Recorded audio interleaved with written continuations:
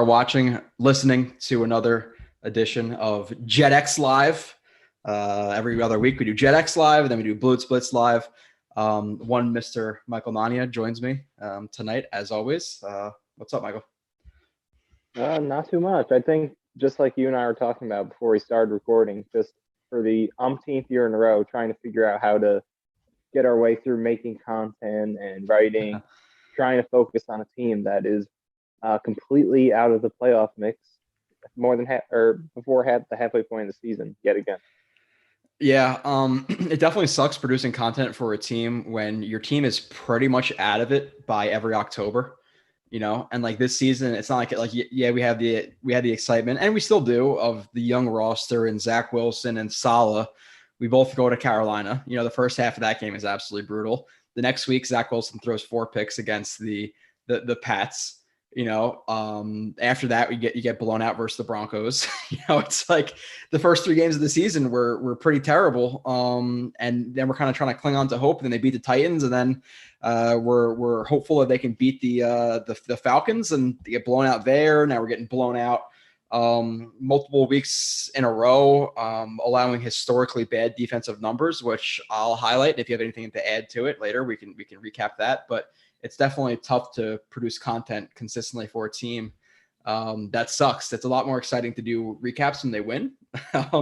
And the viewership, definitely drops when the team is losing consistently like they have been. But we'll continue to do it. And something we said pre-show is, it's a lot sweeter when they do win, in 10 years that, it'll just be that much better because we've endured so much suffering. So, Exactly. Your camera dropped, Michael. But what's up, Eagle? What's up, Brandon? What's up, Assassin, aka Cartman? What's up, Tommy R, Nix Integra, Yoshi, Happy Tanking. We have a lot to talk about.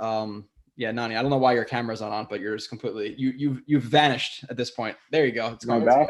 All right. It's come back. There you go. So let's start off with some of the stupid crap, because we'll wait for some more people to join in here, because the first couple of minutes, it takes a little bit more time for people to join.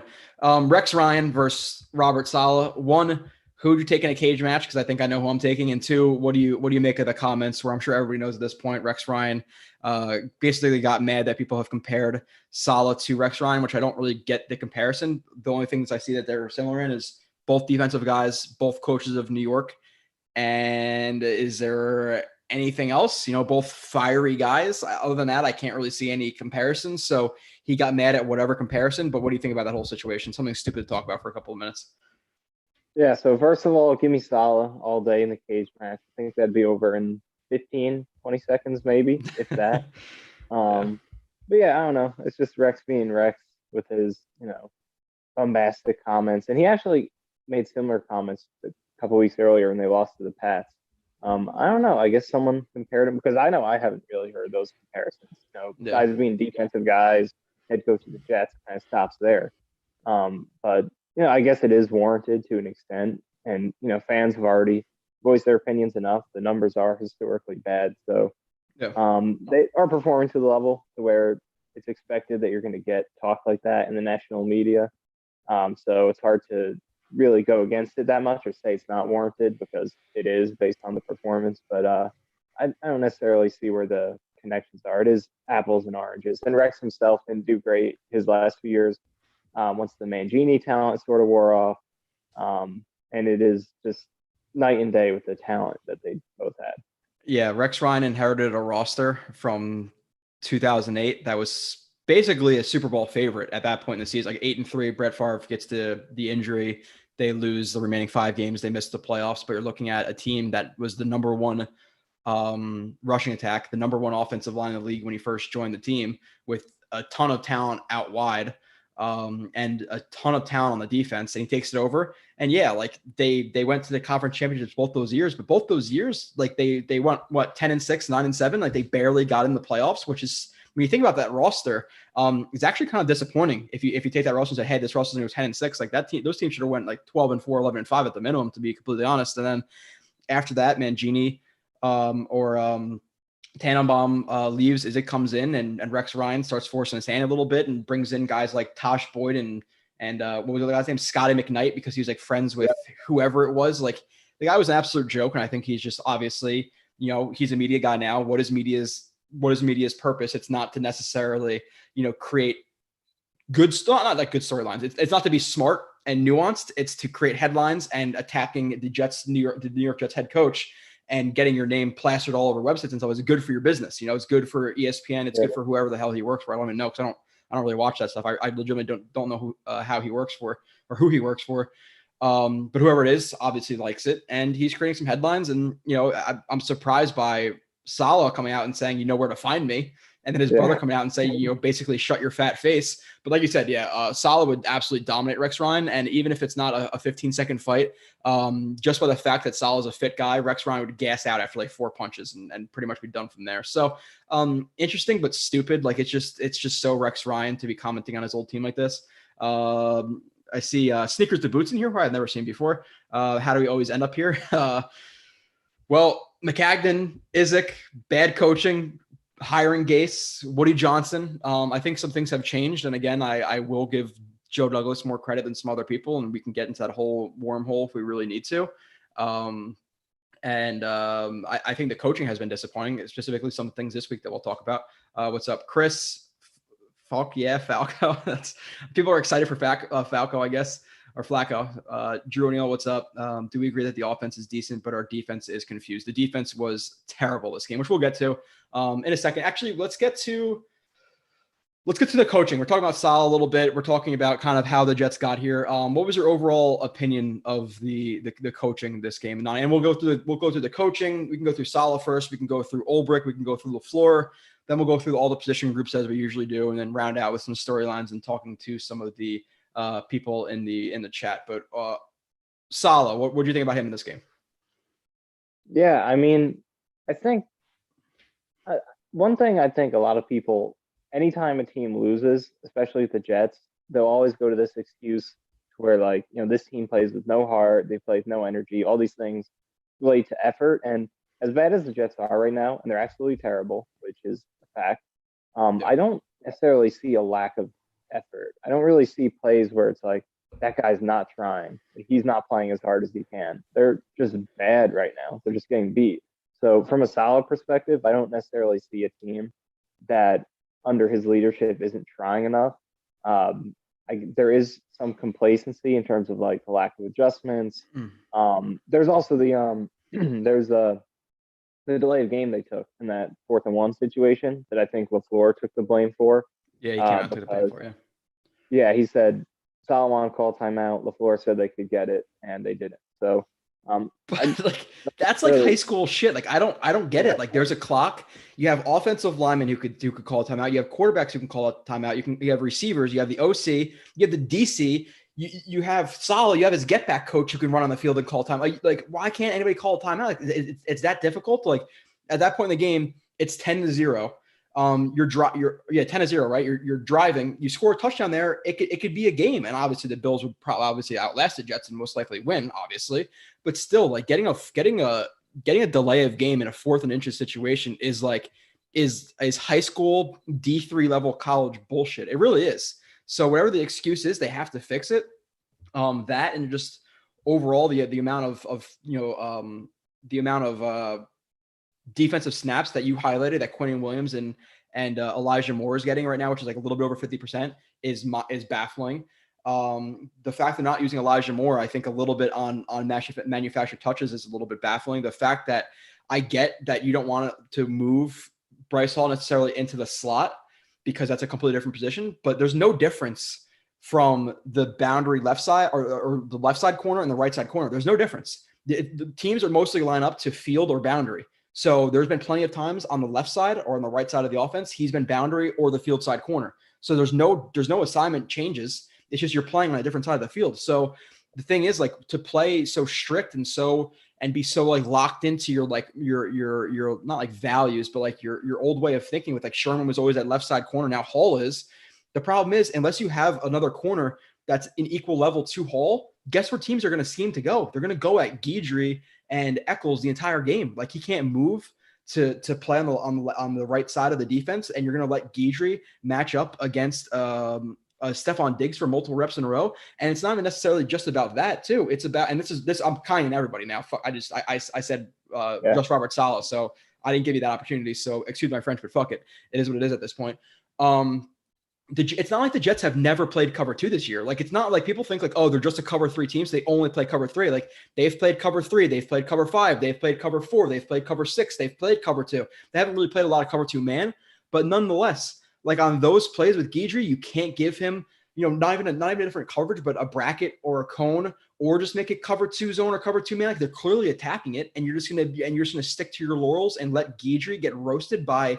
And he didn't get roasted. Like, he played okay on it. Like, but you have to understand, like, he's a 5'8" corner who's 175, 180 pounds versus Diggs, who's 6'1", 195, and a top 5 receiver, top 10 receiver at the absolute worst in the NFL, and you can't adjust to it. So, like, it's just comment on that stuff, and we'll keep getting into it. But it is confusing. Yeah, I completely agree, and that's the biggest issue right now, is that sort of stubbornness with not being willing to change things, and no one's asking them to completely change the offense they run or completely change the defense they run. Like, we understand that that's not plausible. All we want is to see subtle changes and adjustments to the opponent you're playing that week. Can you stop getting beat by the same things every single week? Can you give your best players more playing time when they deserve it? Just subtle things is all you want to see. And I understand the long-term view in terms of, this is our scheme, this is what we want to do. Let's instill it. Let's make sure these guys learn it and they go through these lumps so that long term they could acclimate. And there can be long-term benefits to doing what they're doing. And especially once they get the right talent in the off season through free agency, a lot of the talent they're supposed to have isn't there right now because of injuries, whether it's Lawson, Joyner, May, Bryce Huff. So long term, I see what they're doing. I'm glad they have that long-term view. It's good. But that doesn't mean in the short term you should just sit there and do absolutely nothing when your team is just getting burned so badly every single week. Just make subtle changes and adjustments is all we need. Like everything you said, giving Elijah more than 50% of the snaps, a lot more than that should be happening. Quinnen more than 60%. Guys like Buckner, Grady Jarrett, Jonathan Allen, Jeffrey Simmons, all those guys in the same talent level play 70, 80% of the snaps on average. Sometimes they'll go over 90% in some games. And Quinnen hasn't even hit 70 in one game this year. So that's what we want to see. Subtle adjustments. We're not asking for anything drastic, which is what Ulbrich said in the press conference. He said, we're not going to make any drastic fundamental changes, which makes sense. You don't have to do that, but just the small things that can sort of optimize what they're working with. I get having a heavy rotation because you want to keep your guys healthy, but you can't be taking Quinnen Williams out for 40, 45% of the reps to putting guys like Nathan Shepard. Like, it just does not make sense. Yeah. And I'll put a stat out there from a smart person I know who you might recognize a stat. And they said young Jet stars outperforming their playing time. Michael Carter is 5th among running backs in missed tackles forced with 36, but he's 20th in touches with 133. Quinnen Williams, 5th among defensive tackles and sacks with 5, but he's 31st in snaps. Elijah Moore, weeks 8 through 10, 14th among wide receivers in receiving yards with 195, but 41st in routes run. Like, I get a heavy rotation, but you got to get these guys in the field. Like, they're your best players. And there's been plenty of reps. And to me, seemingly, again, I don't chart, and maybe I should. Maybe if I have more time, if it's my full-time job, I would. But how many reps it's like, are we seeing in the red zone where it's not just one of those guys out? It's like you're taking, like, in the games, it wasn't Corey Davis wasn't healthy, but it's like you see Jeff Smith, Braxton Berrios, and Keelan Colin, and Crowder and Moore and Mims are on the sideline. Or there's been, how many times have you been watching film or charting or whatever, and you see, and the rush the last couple of weeks was like Tim Ward, Nathan Shepard, and Shaq Lawson. Yeah. It's like, sub them out at times, but you can't put it in a completely different package. Like, hey, we're just gonna take out all of our bench players. Like, and I hate to compare it to the Nets or whoever, which they're Kyrie down now, but like, they don't take out Harden, Kyrie, and Durant at the same time. They take one of them out, let them sit, and take the other guy out, and they do like a rotation like that. Like, so their like stubbornness with their thinking has to change with some of these ways, because I get the fact that, listen, they brought in Shaq Lawson or Carl Lawson. He's down. Joyner down. May down. Mosley down for a few games. I get it. I do. But there is no excuse for the fact that they've allowed 175 points in the last 4 games, which is the second most in a 4-game span since the 1970 AFL NFL merger. So give me all the excuses people want about, them. And I'm not saying this is you. I'm just saying in general that yes, they are young. Yes, it's a young coaching staff. Yes, it's an injured team, but there's been no other team in the last 50 years that's been young and injured. Like, is that what I'm hearing? So like at a certain point they have to adjust. And this is what we hear like after the Pats game. Okay, they got gashed on the ground, and it was a lot of trap runs. It was a lot of duos, putting a lot of emphasis on the linebackers, which was a problem because when you have a fast flowing defensive line, and they're getting double teamed, or they're shooting past, they're shooting in their gaps, whatever. You're putting a lot of emphasis on the safeties and linebackers. And unfortunately, you're trotting out guys like, Jared Davis right now, who's playing like an absolute joke. We'll talk about that in a little bit. Quincy Williams, Gerard Wilson, etc.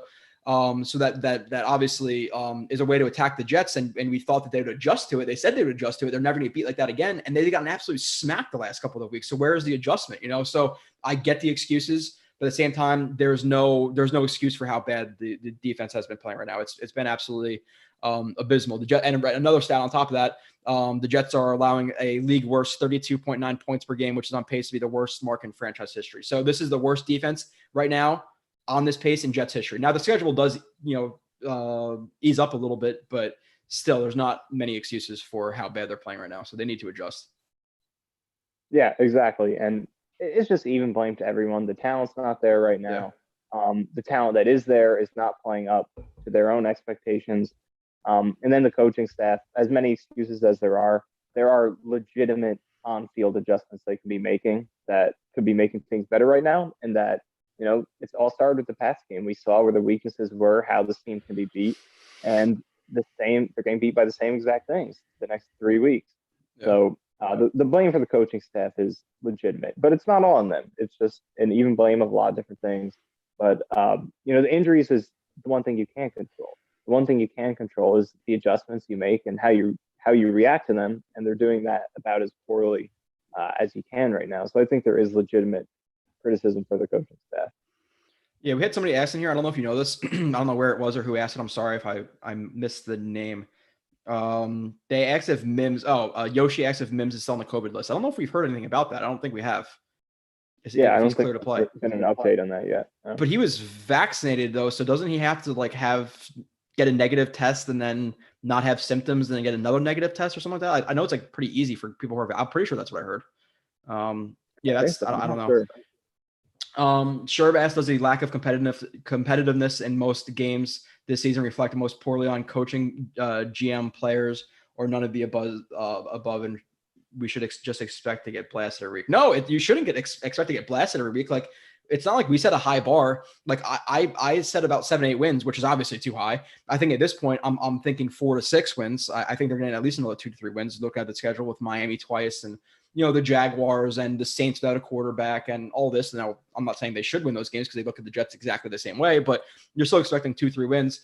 But our bar was to be competitive in losses. And, going through the schedule, like what competitive losses, they're 2-7. Their 2 competitive losses, if you want to call them competitive, was the Panthers game, which they were down 16-0 at halftime, and the Falcons game, which they came back and they were down 20-3 at halftime. So like it was somewhat competitive because they came back in garbage time, but overall, like they got their doors blown off in 5 out of 7 losses, like by multiple scores, going down, multiple touchdowns in the first quarter, second quarter, whatever it may be. So it's been really bad. So and it's a combination. Listen, some moves Joe Douglas has made have been terrible, but I think people expect every draft pick to hit, and we know that the hit rate is about like 30%, and that's a good one for GM. So if you look at 1 out of every 3 picks he makes, are they playing well right now?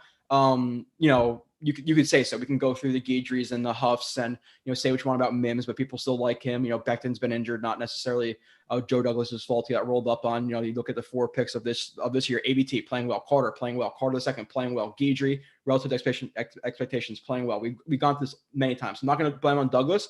I'll blame it on Izek and McCagnon, some of the coaching as well, and then some lack of performance from the players as well with that. There's something else I was going to talk about, but any comment on that real quick, and then we'll keep working to the chat and we'll get to the rest of the team.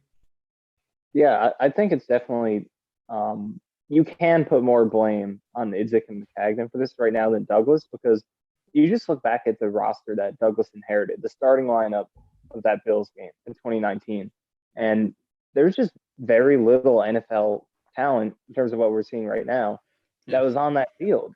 Very little. There's Leonard Williams, C.J. Mosley, Beachum is starting, Shell's starting, but neither of those guys are And particularly CJ good. Mosley went to miss 2 years. Yeah, and Sam Darnold's no longer a starter. Robbie Anderson starts, but he's been very bad this year. And that's about it, unless I'm missing someone. So that roster, Joe Douglas was starting from zero, had to build a whole team from scratch, and it's been incremental progress. He hasn't been as great as he could have been there, especially in free agency. He's really struggled, but for the most part, the lack of talent on this roster is a result of, for most of the 2010s with Maccagnan and Idzik, there was just no accumulation of talent for Joe Douglas to pick up when he took over. Basically, the only legitimate pieces that he got from Maccagnan are Quinnen Williams, Mosley, and am I missing anyone besides those two guys? Like legitimate top-notch pieces? I can't. Yeah, Fadakasi. That's one. Maybe May, if he's even going to be around next year. So he basically had to build this whole thing from scratch, and he does deserve blame. Again, hasn't been perfect, but it's more so the talent, an indictment on Maccagnan and Idzik. So I think that's definitely the main reason right now. Yeah. And just hitting on the coaching a little bit too, or going back to the coaching is something I want to mention because I want to let this slip by. We're talking about, the offense, the defense, which I think, and the offense too and you've highlighted this a little bit. I'm not sure exactly how this game charted out, but they've been going just a little bit more 11 and empty, which is a positive because you don't want to play 12 and have guys like, no offense to the Yoboa fans out there, whoever it may be, but you rather see, Elijah Moore, Crowder, Corey Davis than, Ryan Griffin, Kenny Yeboah, and whoever else they would try out there. I don't know who like the third or fourth guy is right now on the team in terms of tight ends. But special teams too. You talk about coaching. Brant Boyer is a hyped up special teams guy, and they've been okay this year, but they also have a league leading 13 special teams penalties right now. So what's the deal with that? Like every single time the Jets get to like the 30-35 yard line, I'm like, oh, it's going back. Same thing with this game. The first play of the game or the first return is like what, to the 30-35 going back. Like I don't know how many holds they've had on the time when they received the ball first. It's been absolutely ridiculous. And maybe that's why Saleh didn't do it at the beginning of the year, but it's been crazy. So that's something we can't overlook either. We have somebody who said, let me see. Somebody was saying that they don't bench their players. So we have Luis Pineda. What's up, guys? Coaching is a mess. Management of the players is horrible. They refuse to bench players that are playing like shit. In parentheses or in not quotes, parentheses, GVR, Corey Davis, Shepard. Shepard is the worst interior defensive lineman in the league. And we'll get to some of those guys later. Shepard, yes, I'd rather see a guy like Jonathan Marshall at least get some run, but Shepard's been super undisciplined in his gaps and things like that, and just literally able to like turn and just run. I'm like, where are you going, buddy? So, but a guy like Marshall will kind of do the same thing. GVR, I agree. Just quickly with GVR do we expect Tardif? I'm just going to call him Tardif. I forget his whole name. Can he play this week, or where do you know where we're at with him being able to play the game? I think he was active for this game. He was active for this game. Yeah. Okay. So I think he's at the point where it's viable. Yeah, I would hope so because GVR had at least another 3 or 4 really, really bad plays in this game. He's been super inconsistent. Like he has a game where he's absolutely terrible, and he has a game where he's like, okay. And the next game's terrible again, but he makes really mind-numbingly bad mistakes. Like there's that one block this game. I forget what the play even was, but like he's blocking the 3-tech. He gets a 2-handed shot onto him, and then he just stops blocking him. Like he like, kind of like looks at him and just like, oh, let him pass. Like he literally didn't block after his initial punch. It was the weirdest thing I've ever seen. Like he just had a brain fart, and he just like it looks like he threw a punch and his body got put on, like it paused for a second and then it resumed. I was like, what is going on here? So that was really bad. And then with Corey Davis, listen, that's an interesting conversation, Michael, because I think we might be on the same track with this. Now, Corey Davis in Tennessee wasn't a guy to drop the ball. He was pretty reliable. He had his large amount of his drops with Tennessee last year in the Packers and Texans game. I legitimately think that he was trying to press for 1,000 yards because that's what it looked like to me. He was looking to run with the ball after he caught it. He has to limit the drops. He has to limit, obviously, the fumble, which was a bad play this week. You got to hold on to the ball. Obviously, that goes without saying. But it's not like I'm not trying to absolve him of anything, but it's not like they signed him to be like Kenny Galladay got like what, $17 million a year or something like that. If they signed him like to a 17, 16, $18 million contract, I would be much more infuriated. But considering that they signed him to be a low end one, a high end two, and that's what he's been playing like I don't know his numbers like off the top of my head, but I know he's right about on pace to get 1,000 yards, and especially without missing those games, he'd be 1,000+ yard receiver. So I think he's playing like a high end two. But with that being said, he still has to limit his mistakes. So people are saying like, oh, he's terrible, bench him. He had like 6 catches for like 95 yards. He had the bad fumble, but I think people are overrating what the Jets signed him to be. Now, is $12.5 million high end number one receiver money? It's really not when you look at the other receiver contracts in the league. With that being said, you do want to eliminate the mistakes. But consider that Nelson Aguilar, who is doing whatever he's doing, is making more money than Corey Davis. So he wasn't signed to be an elite number one. Yeah, I agree. He's definitely shown that he probably can't be the number one for this team in terms of, what you expect someone with that title to be. But a lot of it has been stuff that wasn't typical for him. Like you said, with the drops, he already has 5 he's been credited with this year, which is a career high for him. The 2 fumbles is a career high. He never had more than 1 in the season, season. So this is stuff you didn't expect, and that'll probably normalize. You don't expect him to drop 15 passes this year and have 8 fumbles. So other than that, he has been, I think, what you expect. He's putting up 63 yards a game. He's got 4 touchdowns in 7 games. That's good production. I think that's what you hope to get from him. And his contract isn't ridiculous at the number he's getting. So would it be great if he could have, built off of what he did last year, proven he could be your go-to number one guy? Yeah, that would be awesome. And he does have the talent to potentially be that if he can get the drops and the fumbles back to a normal level. But it's not necessarily the expectation. So I think we're clearly learning. Yes, he's not number one guy in that sense of the term, but I think for him to be benched or to claim he's been playing bad is definitely a little bit too harsh. He does good stuff, and it's been unfortunate that some of it has been in garbage time, the team out of it already, and he's made his mistakes earlier, taking them out of games, but he's made some great plays this year too. So he's other than the drops and the fumbles, which again should hopefully come back to normal, he's been about what you expect. Not number one, but a good low end number one or high end number two. And that's what he's being paid to play like. Can you imagine having like what are Aguilar? And again, I hate just referencing stats, but what are Aguilar stats right now? What is Kenny Galladay doing with the Giants? And he got what is it $17 million a year? I think it's about that. His exact number was. I know it was more, but I definitely looked at his numbers recently. He's doing a lot less than Davis. Yeah. I just saw your compliment, Sneakers to Boots. I appreciate that.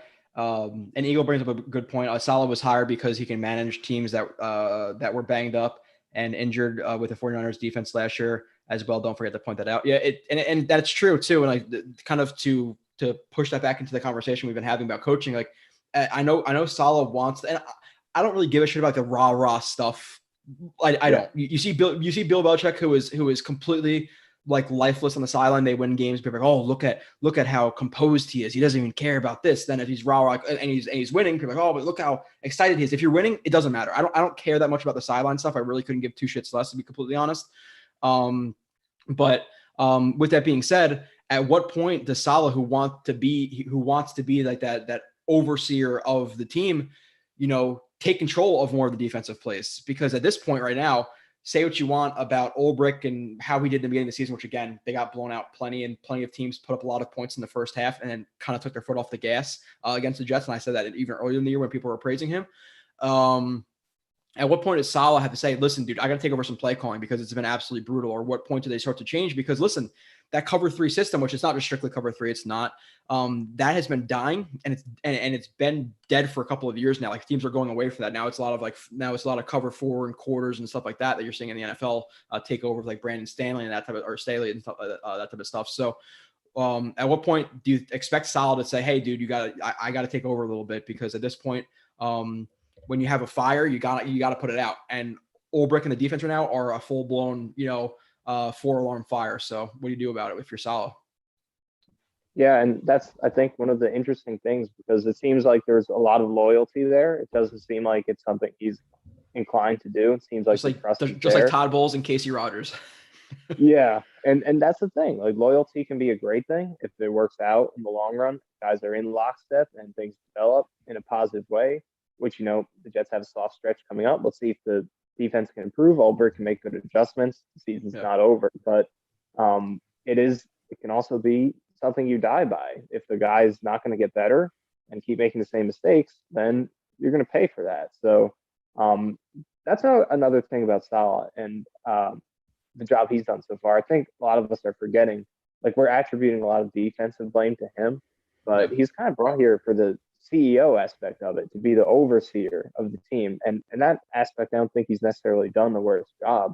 But like you're saying, at some point, the on-field stuff, even if you're hands off in terms of the play calling and everything, you got to step in when it's at historically bad levels and just do something. I know, again, we made all the excuses, injuries, young team, rebuilding, all that stuff, but this is historically bad. Like we said, plenty of teams have gone through this. Plenty of teams do go through it every single year, and none of them have been this bad. So Like I know it's a historically long-term bad. thing. Historically bad. Exactly. Like it's the last time a team gave up 45 plus in 3 out of 4 games was 1966. The Jets didn't even have a Super Bowl yet. So as much as you're rebuilding, it's like this is bad, and you got to make some changes to get things moving in the right direction. So, in terms of Salah and being the CEO, there are opportunities for him right now if things don't get better over the next few games to um, kind of step in and make some more drastic changes, whether that's taking on the play calling or whatever that may be. Um, because as much as it's good, he's keeping a positive culture and being loyal and things like that. As the bad results drag on, you got to kind of show a little bit more, be a little bit more proactive with changing things. Yeah, and I want to kind of go into 2 more points about the coaching. And one of the things I wondered too, I forget who put out the stats. I don't know if it was PFF or ESPN Stats Info or whatever it is, but the Jets are near the bottom of the league too in terms of post snap rotation. So they're showing their shells pre snap and then not changing them. So you'd think with the defense that you're just running the same strict simple things that at least they could rotate post snap to make it more difficult on the offense, but they're just staying in their look pre and post snap. So it makes it even easier on the defense. So you're not changing your defense. You're doing the same thing. You're not rotating. Like at what point does the defense change that? And the fact, and I know you said, like, I think people automatically go to the same shit that they always do. It's been years where like, oh, they don't try. I don't think the Jets team isn't trying. I don't see lack of effort. The thing I do question this team is a little bit of their like softness. Like, I think they're a little bit soft to me. You had the situation like some of their mindsets, like Fant let up a sack and like he's pissed and like throwing his arms up and seems like he's yelling and just like walks right past the quarterback who just took a sack. It's like what are you doing? You have the Bills who are up.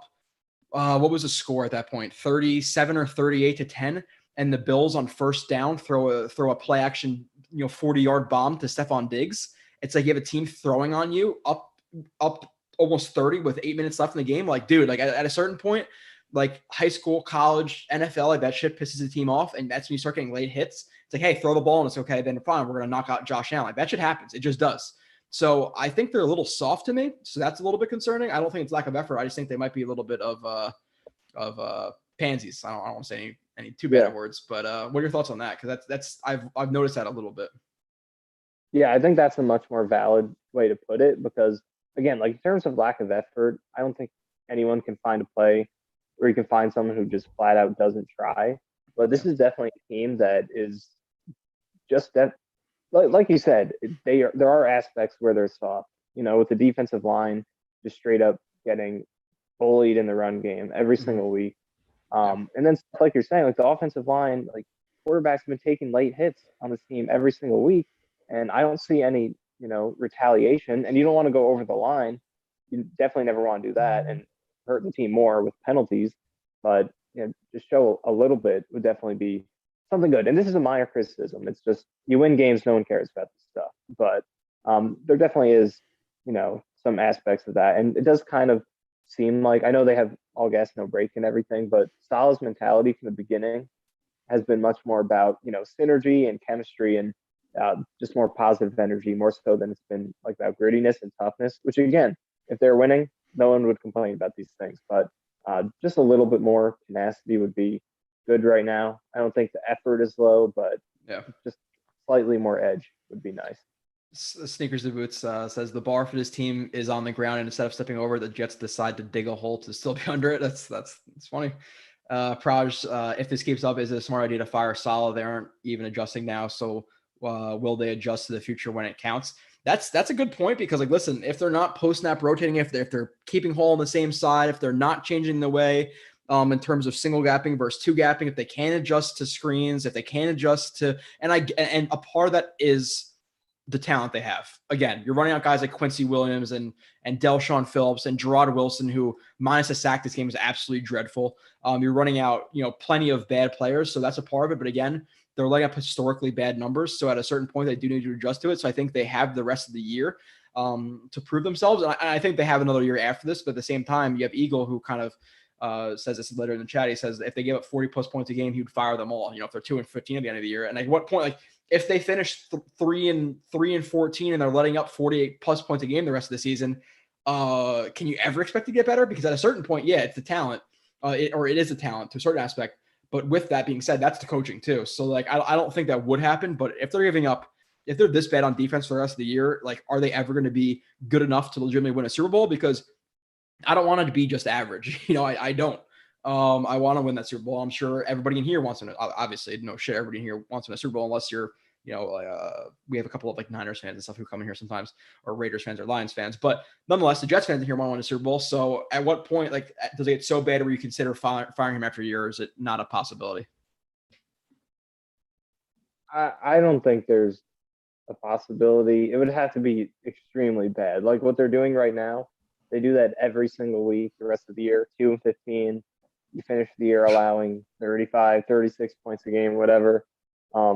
Maybe I don't even at that point. I think with considering the schedule they're playing, the Dolphins twice, the Eagles, the Saints, if they're letting up 35, 40 points a game, I would kick them out of the building myself. Talking about Saleh or just Ulbrich? Well, Ulbrich, I think there's going to be. I think if it continues even slightly like this, there's going to be definitely coaching changes. Now, does that mean Saleh? Probably not. But at a certain point, again, Saleh has to somewhat extinguish the fires, at least control them. I get you can't necessarily extinguish them because of the roster and kind of where they're at right now. But if it's even close to that, Ulbrich's definitely fired. I don't give a shit if he's his best friend, just like Casey Rogers, and Bowles gets fired. Like at a certain point, listen, I have plenty of good friends. And if they were dragging me down in my professional career, adios, you're out. I don't care. It is what it is. That's my livelihood. So I can't see Saleh getting fired, but if it continues like that, I definitely see Ulbrich getting fired. But would I be shocked if they went 2-15 and they were this bad for the rest of the season and losing to the Dolphins, getting blown out and all that stuff? If he did get fired, would I be absolutely like appalled at it? Not necessarily. Look what the Cardinals did with was it Steve Wilkes? Like it happens. Do I doubt it? Yes, at the same time. But moving on. Chris Merkovich or whatever says I'm saying now Joe Blood is on Adderall or he's doing bumps. I actually feel like I'm low energy because I'm kind of sick right now. But no, I don't do either one of those things. Just coffee, my guy. Let's see. Sorry, I'm trying to work through the chat. We have salary cap was invented to allow all teams to get better. However, Jets struggle to be at the top. But that being said, Steel Stone, who I've never seen. The Jets have a ton of cap space right now available. I don't know where they're like top 5 going to next year, right, Nadia? And then they have a lot of capital in terms of both money and in draft picks. So if they're even close to this bad next year, clean house, because they have a lot of assets that they have to spend this year. So they better be at least competing in December next year. Like playoffs, maybe not. But if they're not a 7-8 win team next year with all the cap and draft picks they have, somebody has to go. Do you agree with that? That next year at this time, we're 2-7 right now. They should be at least 4-5, 5-4 ish. About average team, the minimum. Yeah, I absolutely agree. Just because I think they have the opportunity they had a lot of cap spaces and picks this offseason. They're going to again next year. They're set up well going into this regime. So and we see in the NFL, like a lot of times we'll set up these 3-year progression windows, and that is the right way to go about it in terms of realistic expectations. But there are a lot of teams that just turn it around in 1 year. Carson Wentz won his Super Bowl, or at least got them in position to win it in his second season. And there are plenty of other quarterbacks who, even as rookies, have come in and led their teams to success. Justin Herbert now his second year as a playoff contender. So patience is a good thing, but you can't have too much of it. So, and we're not setting the bar too high. It's just like what you said. Let's be 4-5 at this point, 5-4. Be in the hunt graphic in December. That's all we want. So yeah, there's definitely the bar is going to be not high next year, but they got to be competitive next year, regardless of what they do for the rest of this year. Listen, I love JetX, but if it's another year like this next year, I don't know if I could do 2 Gase years and then 2 years like I don't know. It would be crazy. Projects is Saleh, Arab, Gus Bradley. Yeah, so far, he hasn't been great, but he's got to prove he's not that. We'll get to. I saw a question about the White Flacco thing. We'll talk about that in a little bit because we're getting into quarterbacks right after this. I just want to work through the rest of the chat. I'm like 5 minutes behind. Yoshi asked, what about the refs this past week? I know it didn't have an effect on the result of the game, but man, it seems like when you're a bad team, you just have you have your two enemies, the team you're facing, and the refs. Shake my head. What are your thoughts on the refs this week? Because I have some thoughts for sure. No, they were bad for sure. And like, I'm not the type of person who will just blame the refs when the team loses. But they've been objectively bad. Some of the hits that Mike White is taking after the whistle are just. There was that one where the whistle clearly blew, everyone stopped moving. The Buffalo guy still comes in like 5 seconds later and lowers his head into him. They were bad. That was twice. Yeah. Yeah, twice that happened. They had the flag, which was I think on a Bills punt return, or was it a punt or a punt return? I forget exactly, but they threw the flag after like 2 minutes of talking. Nope, can't do that. And then what the hell happened in terms of Saleh throwing the flag with that Crowder catch? It was a catch. He had the ball, his feet were in bounds.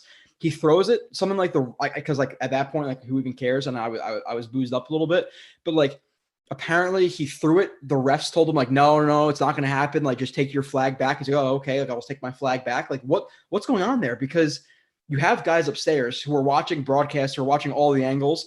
They could see it. They're telling him to challenge it. Most likely, he's asking them in his headset, unless that's not working, just like freaking Joe Judge, which I don't believe. So they're telling him to challenge it. He's confirming with them. He throws a challenge flag, and then they don't ever review it. But like watching that on all 22 and in the broadcast when it happened, he caught the ball. His right foot was in bounds. His left foot was like up, and then smacked the turf, and then he gets pushed out, and then he called a catch. Unless I'm just maybe Chris is right. I'm smoking crack. And I'm seeing stuff like what happened with that one too. It was really confusing. I don't remember exactly what happened with that. All I know is that it was definitely a catch. I remember seeing it. I'm not sure if they did a booth review and then they made the wrong call and said it wasn't a catch and then made him pick it up. I don't remember exactly what happened, but they got it wrong. That's for sure. Yeah, and they told him not to challenge it. That was confusing. But yeah, dude, like it's just so frustrating with the refs. And again, I think some of the rules are bullshit. Like some of the PIs on the defensive players, the unnecessary roughnesses, the hits on the quarterbacks, the defenseless players, I hate a lot of it. But the thing I hate more about it is the level of consistency. Like you can't tell me we can make I guarantee you just this year, if we really wanted to, we could make a 10-minute highlight clip of Rodgers, the Murrays, the Lamar Jacksons, the Josh Allens, the Patriot-led teams getting calls, that the Zach Wilsons, the Justin Fields, those type of players, the young guys, the bad franchises don't get. And it's really frustrating. If you're going to be shit rules, at least be consistently shit. Because when I see guys get barely touched in the helmet, they're getting calls, and I see Mike White get surrounded by 3 Bills and like punched in the head 3 seconds after the whistle, and you're not getting a penalty. I'm like, what is going on here? And there's nothing. And it's really, really confusing. So the refs were absolutely bad, and they've been terrible a lot of this year. For the Jets, for a lot of people. The Bears I've seen. Let's see. Going forward, somebody asked what is one thing the Jets do well in terms of like coaching. I think they've been pretty creative the last couple of weeks in terms of like motions and moving guys, post and pre-snap, which sets up some good running lanes and kind of holds the linebackers and things like that. And then you have Carmelo who's highlighting some good young guys, in terms of the Elijah Moores, the Michael Carters, the Michael Carter IIs, the Halls, the ABT, the Becton when he comes back. Like there are some guys to build around, but We are so severely lacking in so many places on this team right now. Like, listen, I like Guidry, and for a 6th round pick right now, thumbs up, 100%. Like, if he just makes the team next year, considering all the other 6th round picks in the history of NFL, that's a good pick. And I think he's a guy who's legitimately good enough to be like a 4 or 5 on a team, which is fine. But him starting versus Diggs, Jared Davis has been abysmal.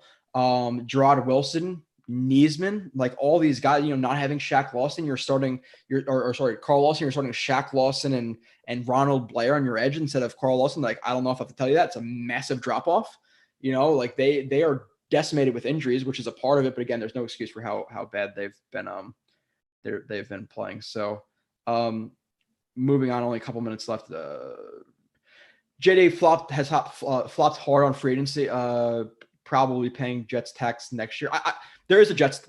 They will be paying Jets tax because a lot of people, I think, came in this offseason and were kind of excited about Saleh, coming in, like the Vinny Currys of the world, the veterans who knew Douglas. You had the Carl Lawson, who specifically said he was excited to play under Saleh. And a lot of guys who were saying that. And now coming into this season, like Michael Nania, you're a free agent 2022, and the Jets and the Rams are offering the same contract. Who are you signing with? So like they're gonna have to pay tax because they suck. And with that being said, another thing they consider for free agency is, hey, okay, you're going with Sean McVay, who's guaranteed another 3, 4, 5, 6, 7, 8, 10 years with the Rams, versus coming to the Jets, who not only suck, but now if they're going to be as this bad next year again, you can't even guarantee your job stability. So you could be, a good covered 3 corner and who wants to come to the system, but hey, Saleh might not be here next year. So now a guy might get hired as a man corner. Now you get traded to the I don't know, the Jacksonville Jaguars. And you're like, what the fuck? Like, what happened? So people consider that. So I think there is a Jets tax that they're going to have to pay this year. So what are your thoughts on that? Yeah, and it definitely goes back to like 2019 when there was a Gase tax and they had to sign Mosley to that deal. So there probably will be some of that because I think they got really good values this year with Carl Lawson and Corey Davis and some of the other deals they signed, but it probably is going to be more difficult to do that next year. And that's another reason why finishing the year strong is important, even if you're not going to make the playoffs, just to build some respectability and to keep that positive energy and reputation that they had going into the year with this new regime, to keep that up if they can finish stronger. But there will definitely be a little bit of a tax, I think. Yeah. Old David Echeverry said GVR got Becton injured. His liability is far reaching. That's true. And then Yoshi said they told Saleh, you're getting blown out. Keep the challenge flag in your pocket. We want to go home. I literally just did the review and I said, like, yeah, the ref's like, listen, bro, it's like 38-10. I got to go home and cook dinner. So let's not challenge this play. So I don't get what happened. But apparently people are saying they denied him the challenge, which how do you deny a challenge? Like what? I have no idea. We need to do an article. We need to get one of our writers who does an article every day, which you are one of them, to do an article on what the hell happened with that Crowder thing, because I don't know. Moving on. For God's sakes, Nani, get a real microphone. You're getting some criticism. I thought it would be a good thing. Somebody's criticizing your microphone. Sorry, I read that. I do have a real mic, which I use for Cool Your Jets, but my laptop, I got a new laptop, and the camera in the laptop doesn't work. So that's why when I come on here, I use my phone. So the microphone is literally just these headphones. So we need to get a Nania fund for a new laptop, the one that works. So you can get, because this mic and setup is like $80. Like, it's not anything crazy, but I think it works relatively well. It's not the best one I've ever heard, but it's decent. Free Kenny Yeboah until its backyards. I don't know necessarily what until its backyards means, but I would like to see him. Who, like, right now it's literally it's Ryan Griffin, Trayvon Wesco, and Yeboah was active last week because he had some special team snaps, right? So like, is there anybody even above him? Or he's playing like 2 guys right now? Like, I want to see Yeboah, but I don't have as like high of expectations as somebody else does. And I think Yeboah was in a situation last year where I already went through the mock drafts. He's available in a lot of mock drafts. People get obsessed with the name, just like they did with Lamar Jackson a couple of years ago. Oh, the Jets need a corner. He's available in the 6th round. Every mock draft I do, I'm going to draft him, and it's just name association. So I think people have a name association thing with Kenny Yeboah and don't realize how absolutely raw he is, because a lot of his yardage at Ole Miss was either wide open or it was like yak stuff where he was just, again, it was like manufactured, like it wasn't anything that was crazy. So are you thrilled to see Kenny Yeboah? Do you think he could be the next Gronkowski? Or No, I'm not one of the Yeboah fanboys, but he's a young guy. That's what he has going for him. But like you said, it's all based on, he was available in mock drafts at the end. He had pretty good stats, but you turn on the film and like you or me could have made the catches and gotten some of the yards that he got. So, I'm not too, jumping out of my seat to watch him. Eagle and Assassin are arguing. I don't know what they're arguing about, but I'm not going through all of that. So I'm not doing that. I see back and forth of like, them arguing, but I don't, Nania buying mics from jet pressers. I don't know what that means either. Somebody said before, and I saw that the Jets right now, I don't know what mock draft it was, but they were projected to get Adam Hutchinson at 3 and Linderbaum at 7. We're far out, but like somebody commented on that. So what would be your thoughts on that? And then we'll round down to we still have to talk about the game still, but. Yeah, I mean, in terms of getting an edge rusher at the top of the draft, it's not an idea that I necessarily think is. I mean, if the talent was right, if it was the best player available by far, I would consider it. But I'd rather get interior O line, safety, linebacker, Tight end. Tight end, maybe even wide receiver if it's an amazing value. But edge isn't at the top of my needs. I still need to watch prospects more and research them more. So I'm not gonna, because a lot of people will make mock drafts right now. They don't really know these players, so I'm not gonna, have takes on them without researching them. But in terms of positions, there are things I do before edge. Yeah, Dave said Yeboah and wide receivers all catching with their body, not hands. A lot of drop. Yeah, Yeboah too. Like you look at what he did at Ole Miss. Like he can't block, and a lot of his catches, like people like tout him to be this like great vertical thrower. He has good vertical speed, but how many drops did he have last year? And there's been plenty of times where someone going over the middle and he alligator arm stuff. So it's not like he's like a tough big tight end over the middle. He's kind of soft in that aspect too. So like I don't get the obsession with him, but it is what it is. So the thing with Hutchinson too is like, and I always preface it like I haven't watched these guys, so if he's considered that high of an outside or a D end, an edge player in the draft, and you want to draft him that high, I'm okay with that because at the top of the draft, you want those edge players, those tackles, those corners. So I'm cool with it. If he's there and he's that good, then yeah, draft him. But with that being said, all things being equal, you right now on the defense, safety, corner, linebacker are bigger needs than edge, especially considering Carl Lawson's coming back. But at the same time, with that being said, there's not a lot of star DNs and outside linebackers available. So if one's there in the draft and he falls into your lap at say pick 3, then yeah, pick him. But I haven't watched him. So I can watch him and be like, yeah, dude, definitely pick him at 3. Or I can watch him and be like, holy shit, this guy is overrated. Just like when I watched Rashawn Gary, hated him as a player. And another guy I hated when the Raiders drafted Cleveland Farrell. I was like, what really? They drafted that guy? So if he's as good as like a Nick Bosa or whatever, and he's just like a second guy to Thibodeau, and they just have 2 elite DNs in the top of the draft, then sure, take them. But we have a lot more work to do on the draft. But moving to the quarterback thing, Nania, what are your thoughts on one Mr. Mike White this week? And then also is your thought process on, obviously Zach, a lot of people are kind of getting like conspiracy theorists in terms of, oh, well, Zach Wilson's healthy and they just want to play Flacco and let him sit. I don't think that's the case. I think he's still injured, to be completely honest. But what are your thoughts, one, on Mike White's game? And then what are your thoughts on them sitting him this week to play Joe Flacco? Yeah, I think the Bills definitely exposed a lot of his weaknesses. And it started off in a bad way. He got away with another dropped interception to start the game. And then the Bills started cashing in on those. But yeah, I think we saw a team that didn't feel threatened by his downfield ability. So they were sitting on a lot of the underneath stuff, which is what he thrived upon against the Bengals. No. And then when he was forced to go downfield, we saw he doesn't really have the touch or the timing to complete those passes. And he was pressing a lot once they got down, and he made a lot of pretty big mistakes. So pretty much the full extent of why it took him this long to get onto the field was shown in this game. And yeah, it definitely killed all the momentum that he had going. And in terms of starting Flacco this week, I think the biggest thing for me is that I don't feel too strongly about it either way, because at the end of the day, It's Zach's team. We know that now that Mike White has had this game, and pretty much eliminated his chance of being that, maybe 1 in a million, he's a franchise quarterback, whatever. That is eliminated. So it's Zach's team, and you pick White, you pick Flacco, it's whatever. It's just probably one game before Wilson comes back. But I think it makes sense because they are trying to get a win. It's important to win games right now with how low the morale is, and they think Flacco's a better matchup. Is definitely a much better vertical threat against Miami's blitzing aggressive defense.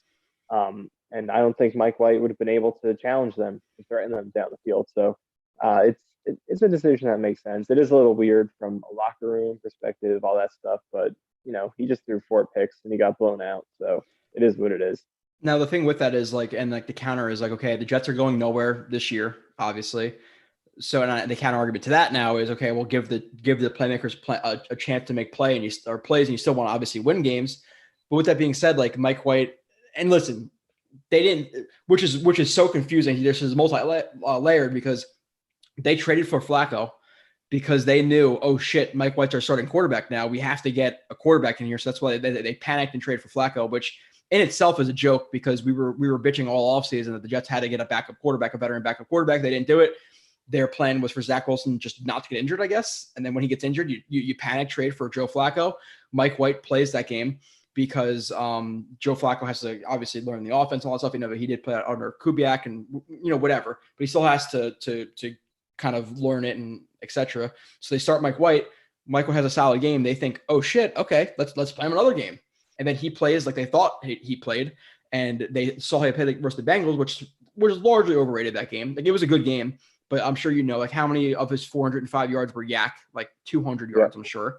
So he dinked and dunked versus a team that didn't really disguise a lot of stuff. Now he comes in versus the Bills, who disguise things, who rotate post snap, who have those like the cover 3 replacement or cut or whatever you want to, whatever you prefer to call it, or whatever tree you learn from if you watch coaching clinics, whatever. But the pick he threw to Elijah Moore, deep, he didn't see the middle of the field safety drive down the number one route that Trey White was over. Safety drives on it. Now White's assignment is to replace that zone. He never sees it. He never sees it on the first play because of play action. What do linebackers do? They're going to press the line of scrimmage. When they press the line of scrimmage, what do you have to be aware of on slants after play action? You have to be aware of linebackers getting into their exit angles to their zones. He never sees them on the exit angle. The one pick he got hit, like there was, the one pick he did get hit, but he didn't play well. He doesn't have a good arm. He can't throw on the run. And I think this game, he was a little bit panicky too. Like he fades out of throws. There was multiple balls this week where the one play was a blitz, and I forget the concept, but I think it was Michael Carter running into the flat. And what was the one thing Michael LaFleur said in one drive? Like he looks at quarterbacks who are able to stand in the pocket, throw the ball, take a hit without cowering down. Multiple times this week, Mike White's about to take a hit, completely drifting on the play, cowering down, like throwing the ball, ducking. Like he does not like to get hit. He was panicky. A lot of people praised him for being better on fakes this week or in the past week. How many play fakes this week were terrible? Like the very first play, the play fake is like 2 yards short of the running back. Looked terrible. So Mike White really, really regressed this week. Yes, it's a good defense, but he did not look comfortable at all, which the Bills defense will do to you, but he really took a spin downwards. So I think the Jets they saw, okay, good game versus the Bengals. Let's ride their strain. He came back to earth and what they expected him to be. And they said, okay, nope. We're going to play Joe Flacco. He gives us the best chance to win. But with that being said, now it's an interesting situation with Mike White because let's say Flacco plays this week, whatever happens. Zach Wilson starts the rest of the year. What do you do with Mike White? So the argument is like, okay, well, do your young team play Mike White to see what you have going forward? Like, is he the answer? Is he not the answer? Or the Jets just completely done with him after one great game, and then him playing a terrible game where he could have had 5, 6, 7 picks? Like, what's that situation in terms of Mike White's future here? Because now you're benching him. You don't know because I'm sure Joe Flacco's not the future of the Jets backup quarterback situation. Yeah, it is an interesting situation, but I think in terms of the evaluation, I don't know if it's as important. For me, I would rather play the quarterback that can help you win games right now. I know they're not competing, but less so about winning games, more so about keeping you competitive, keeping the offense on schedule in a good spot so that everyone else on the offense can develop and play the right way. For me, I value that over evaluating a potential backup quarterback. He's a restricted free agent. He can come back next year, play in the preseason and the camp and everything. So I would probably stick with Flacco as the backup. And they do have that condition with the pick to where if he plays over 50% in 4 games, it upgrades. So maybe they hold him back. Hopefully it doesn't get to that point. But if he plays 4 games for the Jets, I can't. It's we're not going to see much more of these. There isn't going to be another Jet X Live if that happens. No. Well, yeah, Nani won't be here. I'll be doing it solo, like a whole 12-pack deep. So, which some people might like, but it is what it is. Yeah, but for me, like I would value who helps you win, who runs the offense better than valuing Mike White, because I feel like we've kind of gotten a decent enough idea already. We've seen, if the opposing defense plays pretty badly, like the Bengals did, isn't too creative, Mike White can dump the ball off and give guys a chance to make plays. But against a really good team that's going to disguise a lot, mix things up, he's going to struggle, and he's not a starting quarterback. So I would value who do you think helps you right now more than valuation. Okay, but like I'm saying, a lot of people think and after last week, I even thought okay, well he's at least a backup, but at this point, is he even a backup? So so you're Joe Douglas. Flacco starts this game, we beat the Dolphins. Hopefully, I pray to God. 27-20, whatever. Joe Flacco plays okay. Zach Wilson comes back in.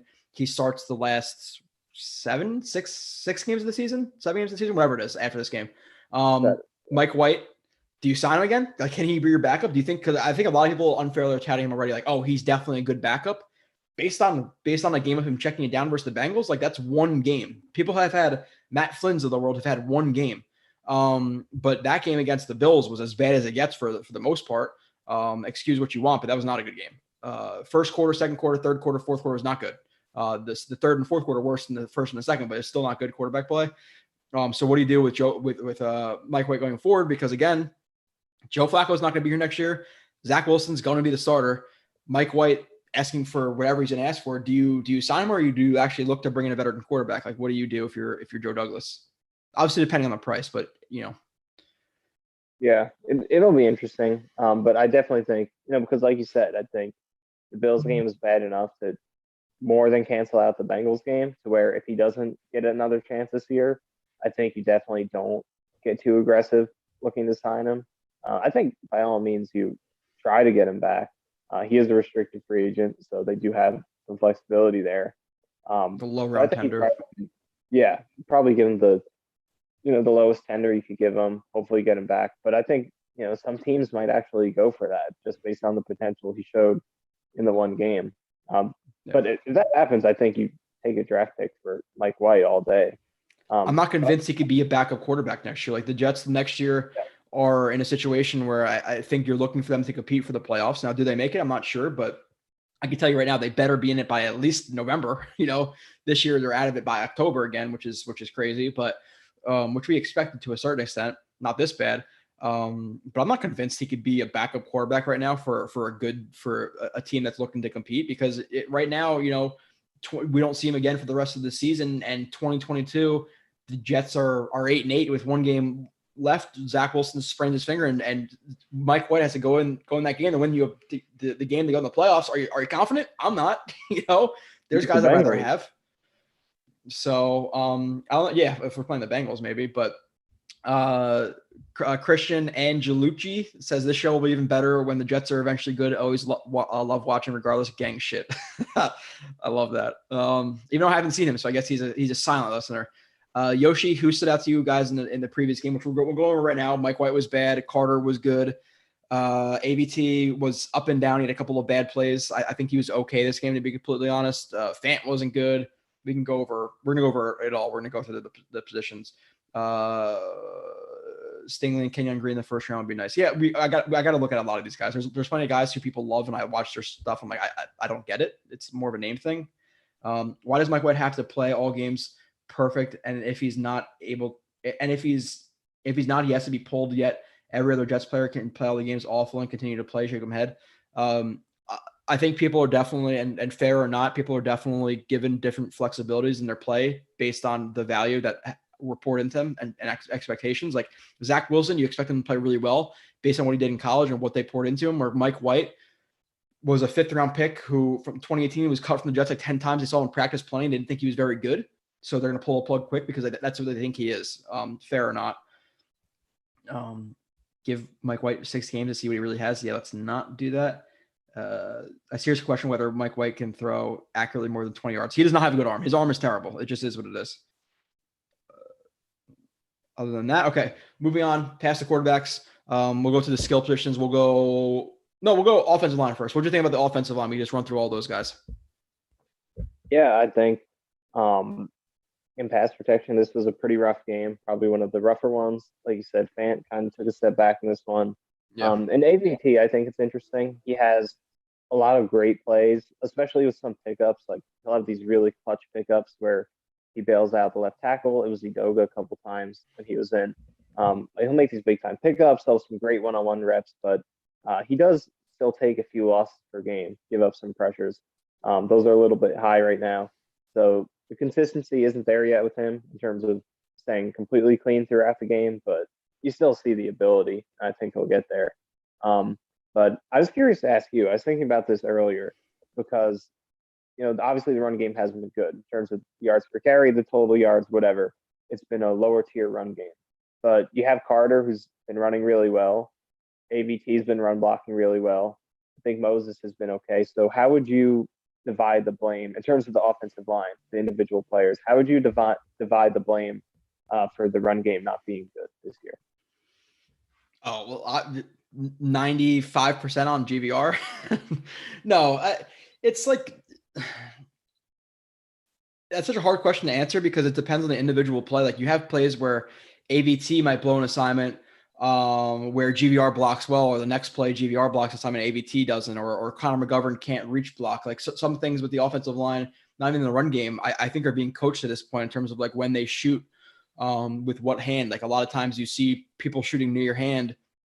And I see a lot of Jets this year. It has to be a coaching thing where they're shooting away hand and really committing to one gap, which is really confusing because if that gets beat, they get completely blown by the gap that they're kind of negating with their punch. Like there's some things that I think are coaching. There are some things, a lot of it's on GVR. I don't think Fant is the best run blocker in the world. I think that Morgan Moses is overrated, to be completely honest. And then there's plays where the running backs, like Tevin Coleman, didn't have good vision. Like there was this one play this week which was a fault of both him and AVT. There's I think it's like a 5 tech to the left of Fant, and he knifes inside to like the B gap, the A or B gap, and AVT takes way too big of steps to the left and just lets him completely pass him, which with catch hand reach, they're like trademark thing with the offensive line. He's supposed to pick him up. He doesn't. That makes Tevin Coleman widen a little bit, and then he's running up the field, and just based on the inside out relationship that the outside block has and the inside out relationship or the outside in relationship the arc blocker has on a safety or a linebacker, Tevin Coleman should have cut the ball upfield, and he probably could have got a massive gain, and he just cuts right back into the block. Like I'll show you in a second, just because it's really, really confusing. So I think it's such a large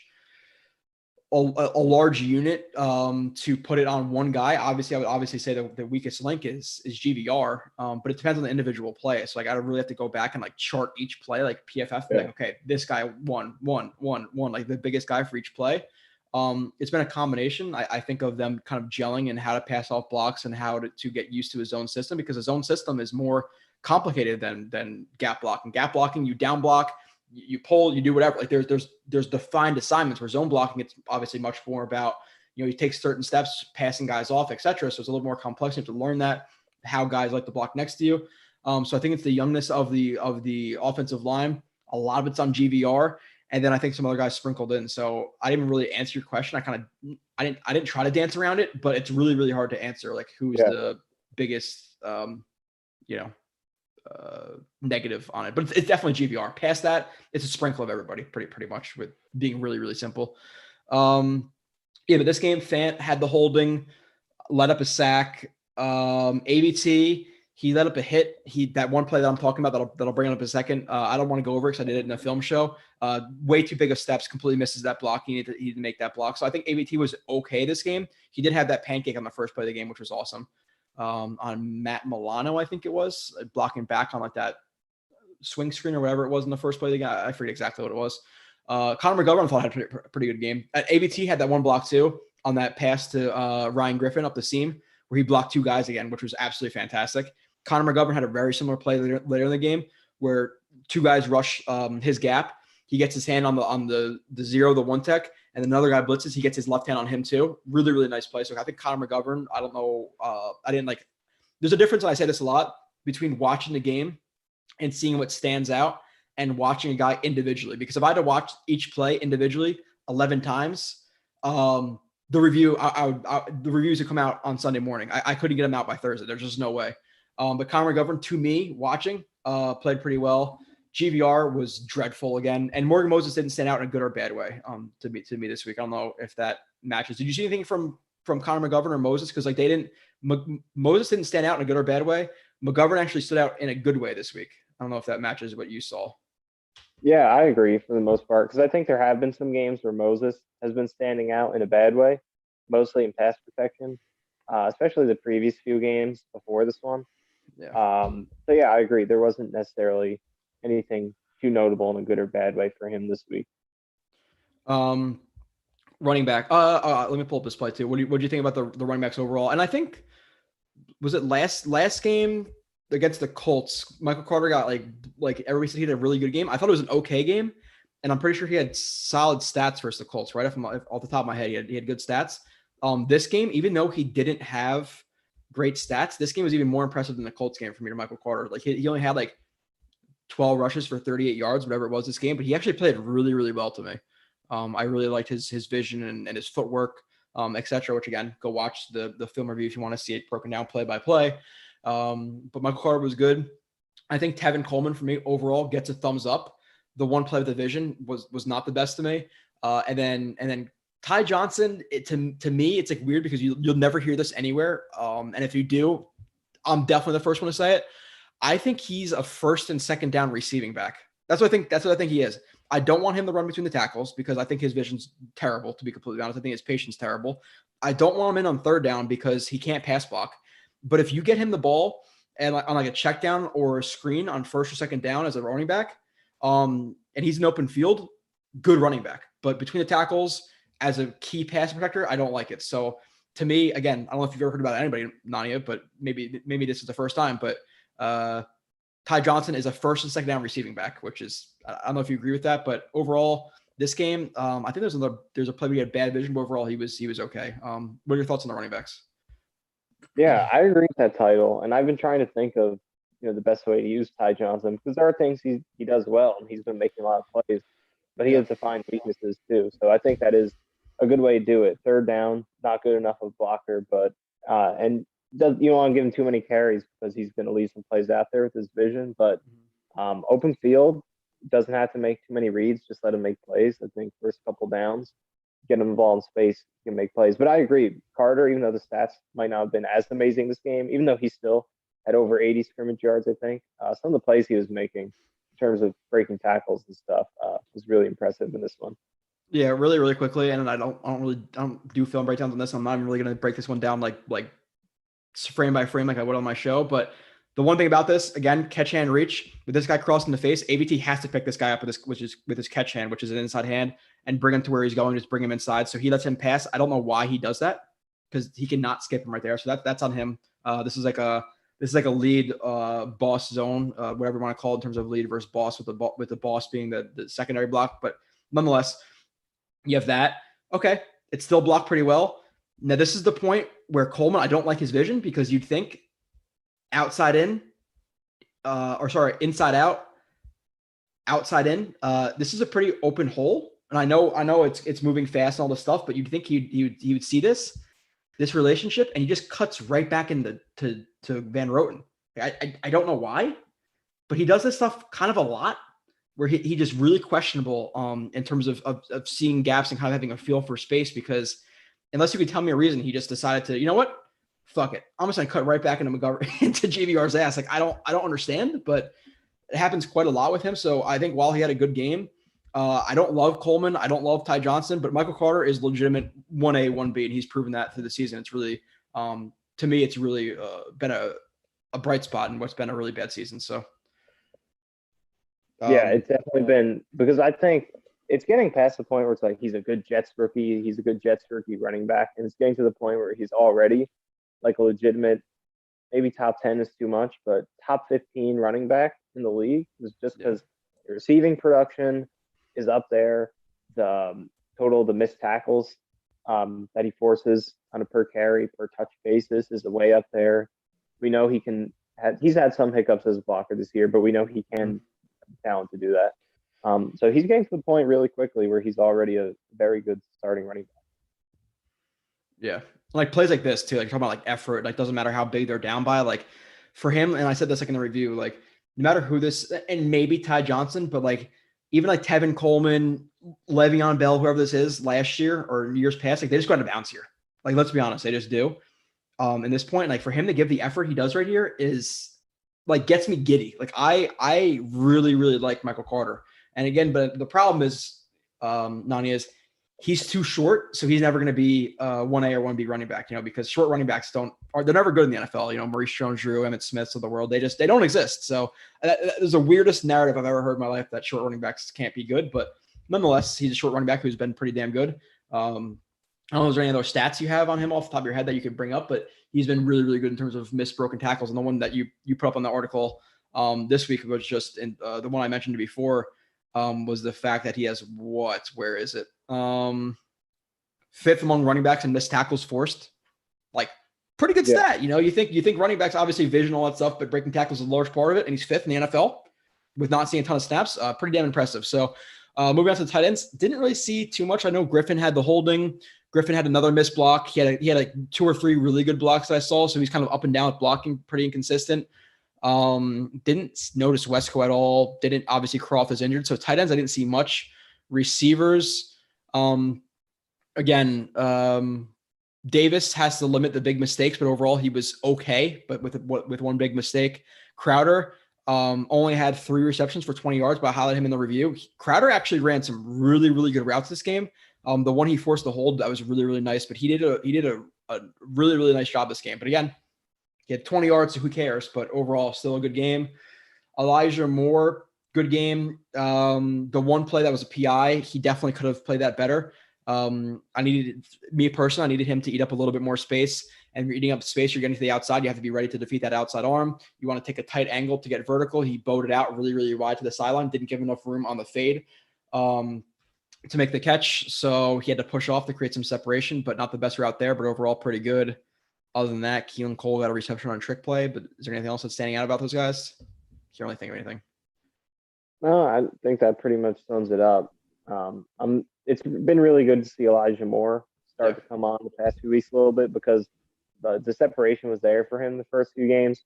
He's putting up those terrible numbers, wasn't getting any hype whatsoever, making no impact, but wasn't really his fault. In some ways it was.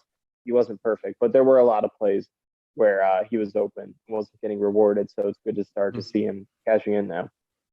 Yeah, and like I said, he needs to learn, and a lot of receivers do that, and especially it's the one thing I question with him coming out of Ole Miss. Like he worked into open space a lot, and he didn't really see a lot of press coverage. And there's been some time this year where, again, and it happens with a lot of young guys, they don't eat up enough space to threaten, and then they don't defeat hands, and they kind of bow their route out. So he needs to fix that overall. But still, he's been really, really good. Let's go to the chat really quickly before we move to defense. Somebody said that AVT is a lock for a Pro Bowler in the future, maybe even this year. Do you agree with that? Like, has AVT been that good? And he had some hiccups this game. He did, but overall, I think and that's the thing that I said doing that review. Like, I think his film was almost so boring because he was so consistent that I think he's always going to be like a top 10 level ish guard. Like, he can be better than that, but I think he's a lock for a Pro Bowl level guy each year. Maybe not his year one, but in the future, I do. I think he's really, really good. So. Yeah, I agree. I don't think this year, just because I think the consistency, the pass protection can be a little bit better. He has had a couple down games in terms of the pressures have been there, but it's not to the point to where even with those, it's not like you watch it and feel like they're severe problems that won't get fixed because the eye test is just there, especially in the run game. Mhm. It's just there. You see it, and he's going to get it fixed. He'll be a little bit more consistent. He's already probably a top 10 to 12 left guard, I would say, at least average at worst. But going forward, this guy he didn't play in preseason. He didn't get a lot of practice time because he was hurt a lot. And he still comes right out and does this.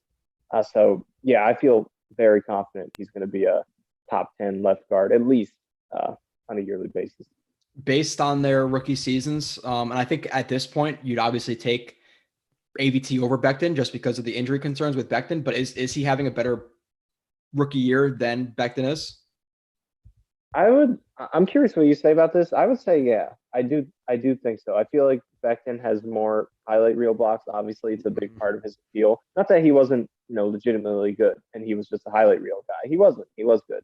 But I think AVT has probably been better between both phases, and has been a little more consistent. But Becton was really good last year too. I would side towards AVT, but that's not to take anything away from Becton. Yeah, I agree with that. I just think that ABT has been more consistent, but you put it perfectly. Like Becton had those highlight reel plays where he was blowing guys up and all this stuff. I'm not going to talk too much shit, but ABT from a snap to snap basis level has been much more consistent. Now, obviously, you're going to take the tackle over the guard, but if we were going forward right now and say, okay, hey, one of them's going to get traded by the end of the year or in the offseason, I think we're both going to say that we'd rather trade Becton and have ABT on the roster going forward, which is crazy, but at the same time, moving into Becton, because we're talking about the offensive line, what was the quote? He's 1 to 3 weeks away from practicing, I think, was it? And then some people insinuated that, I'll get to the chat in a second, I see some questions in there. Some people were insinuating that he's out of shape.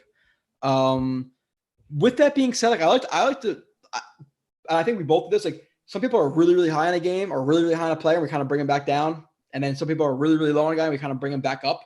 And I think with Becton, like people like, listen, it's not like he was ripped in the offseason. People saying he was out of shape. He had videos of him being absolutely jacked working out, like as slim as you could possibly be for 370 pounds.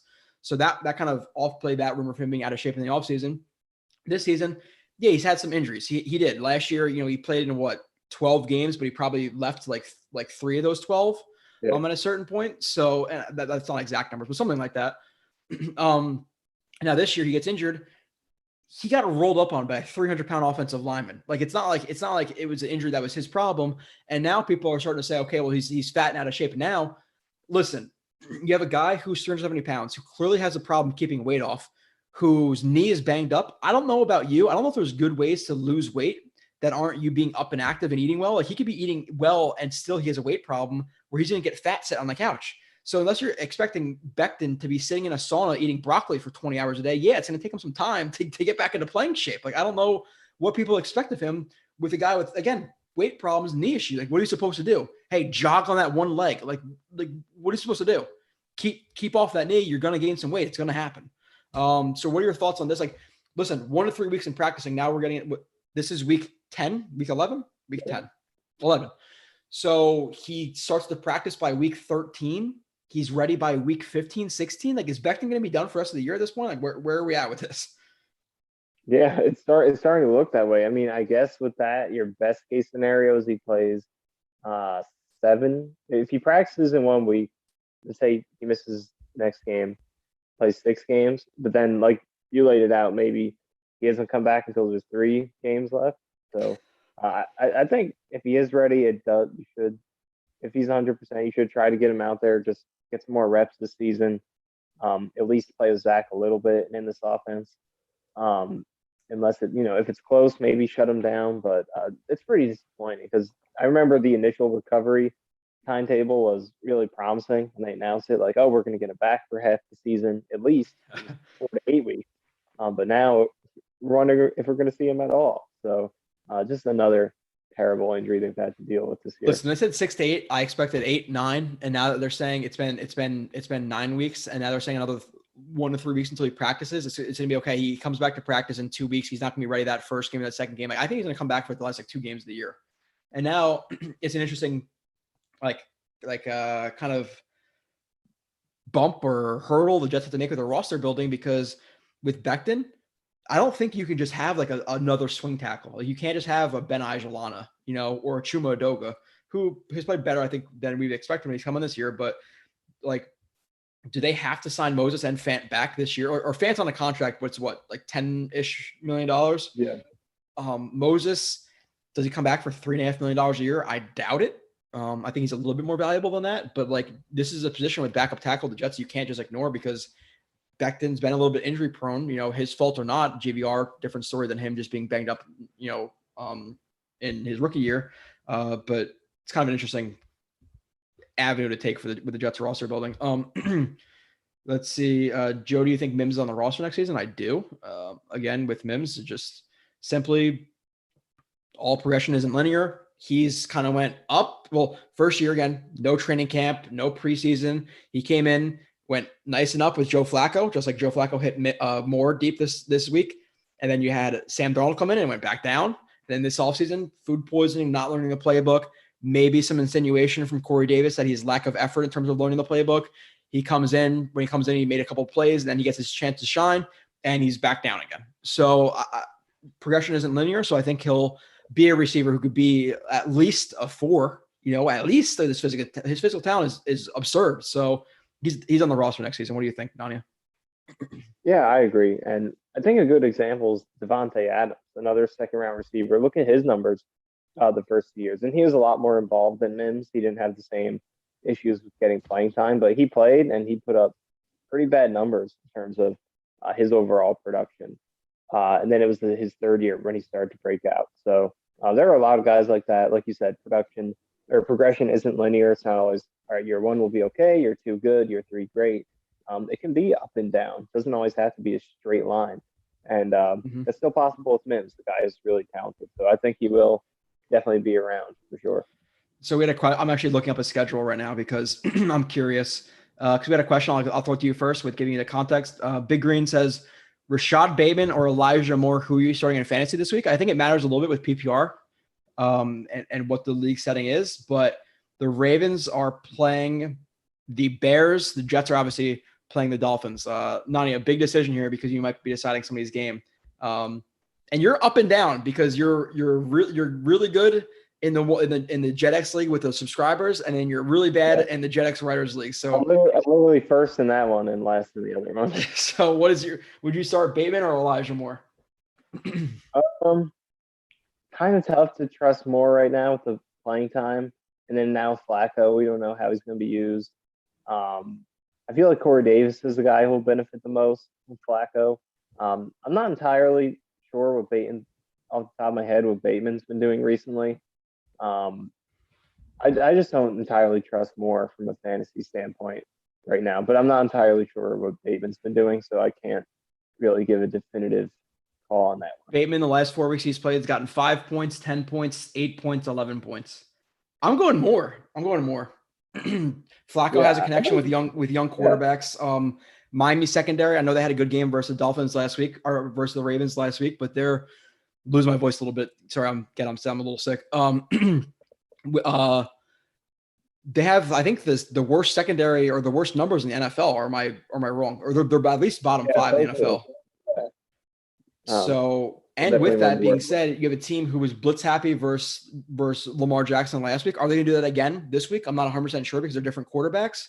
But if you're blitzing Joe Flacco, you'd think Elijah Moore, quick off the line of scrimmage, opportunity for Yak. So Elijah Moore the last couple of weeks has been producing in fantasy. So I'm not trying to be biased with Jet stuff, but I'm putting Elijah Moore there because the last 4 weeks he's had, rounding up, 10 points, 10 points, 24 points, 12 points. Elijah Moore. I didn't realize he was that good. So yeah, I'll go with Moore then.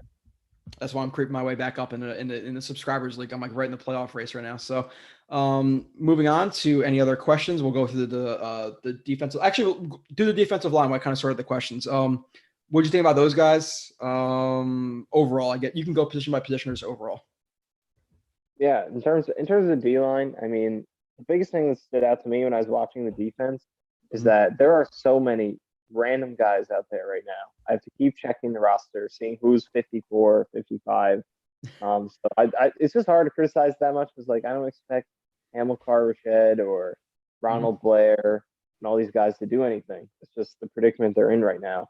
But I watched JFM a little bit, and I'm not that down on him as a lot of people. Like, he's definitely capable of doing more than he is, even at edge. And I think three tech is the best spot for him. But like, I see some good reps for him. Sometimes the ball just comes out too quickly. I think against the run, he's one of the only guys doing a decent job, especially against tight ends. I feel like he gets the job done against them. But I'm not too down on him. I think he'll get back on track. Q had the nice sack on the stun. I think Rankins got in with him on that one. But Shaq Lawson.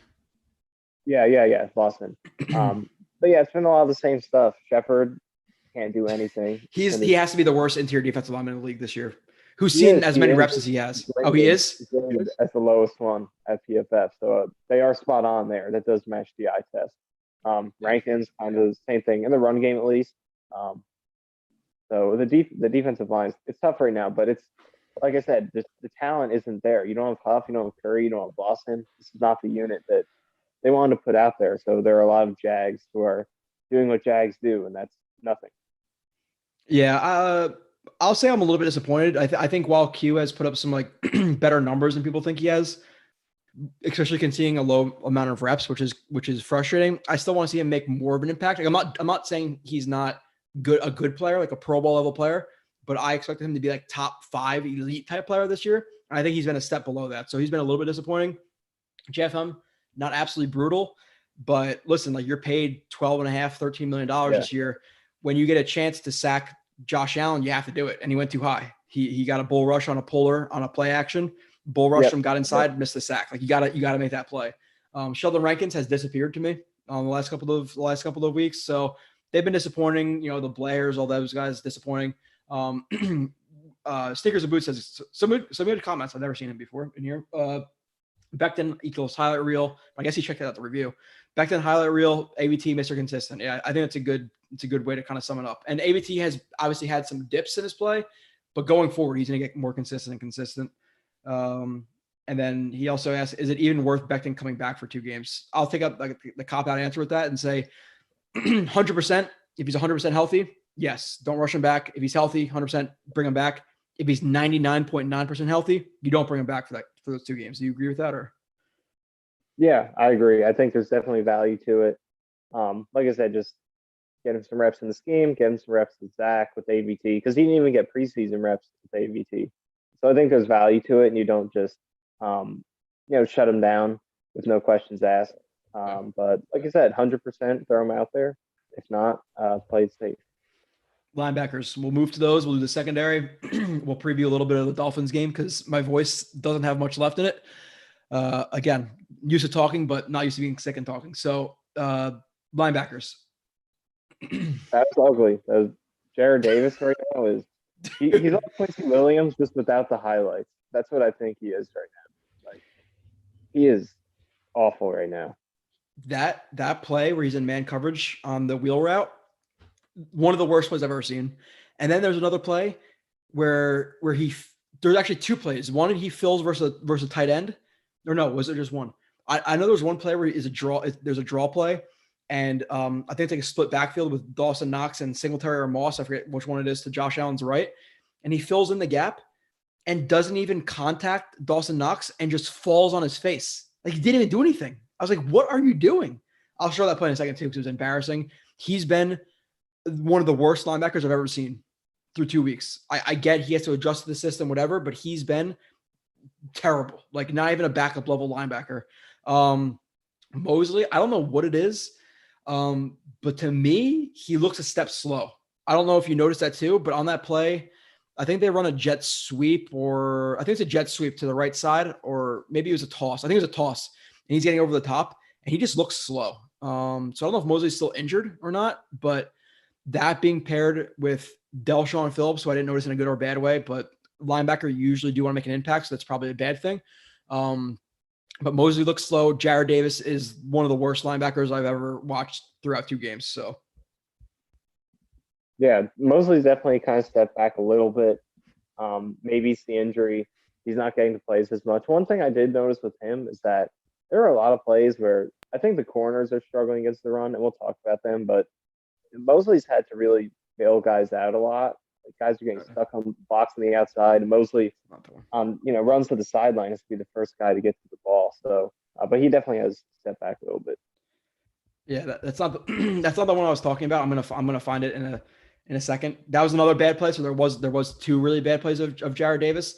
That one, for whatever reason, there's a hole open to the outside, and he wants to play outside in, obviously, and he just gets stuck inside and doesn't keep running outside. I was like, what is going on here with Jared Davis? So that was a really bad one. I'm trying to find the other one.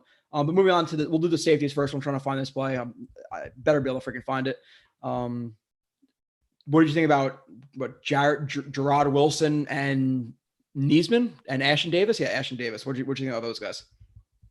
Yeah, these guys have been really bad.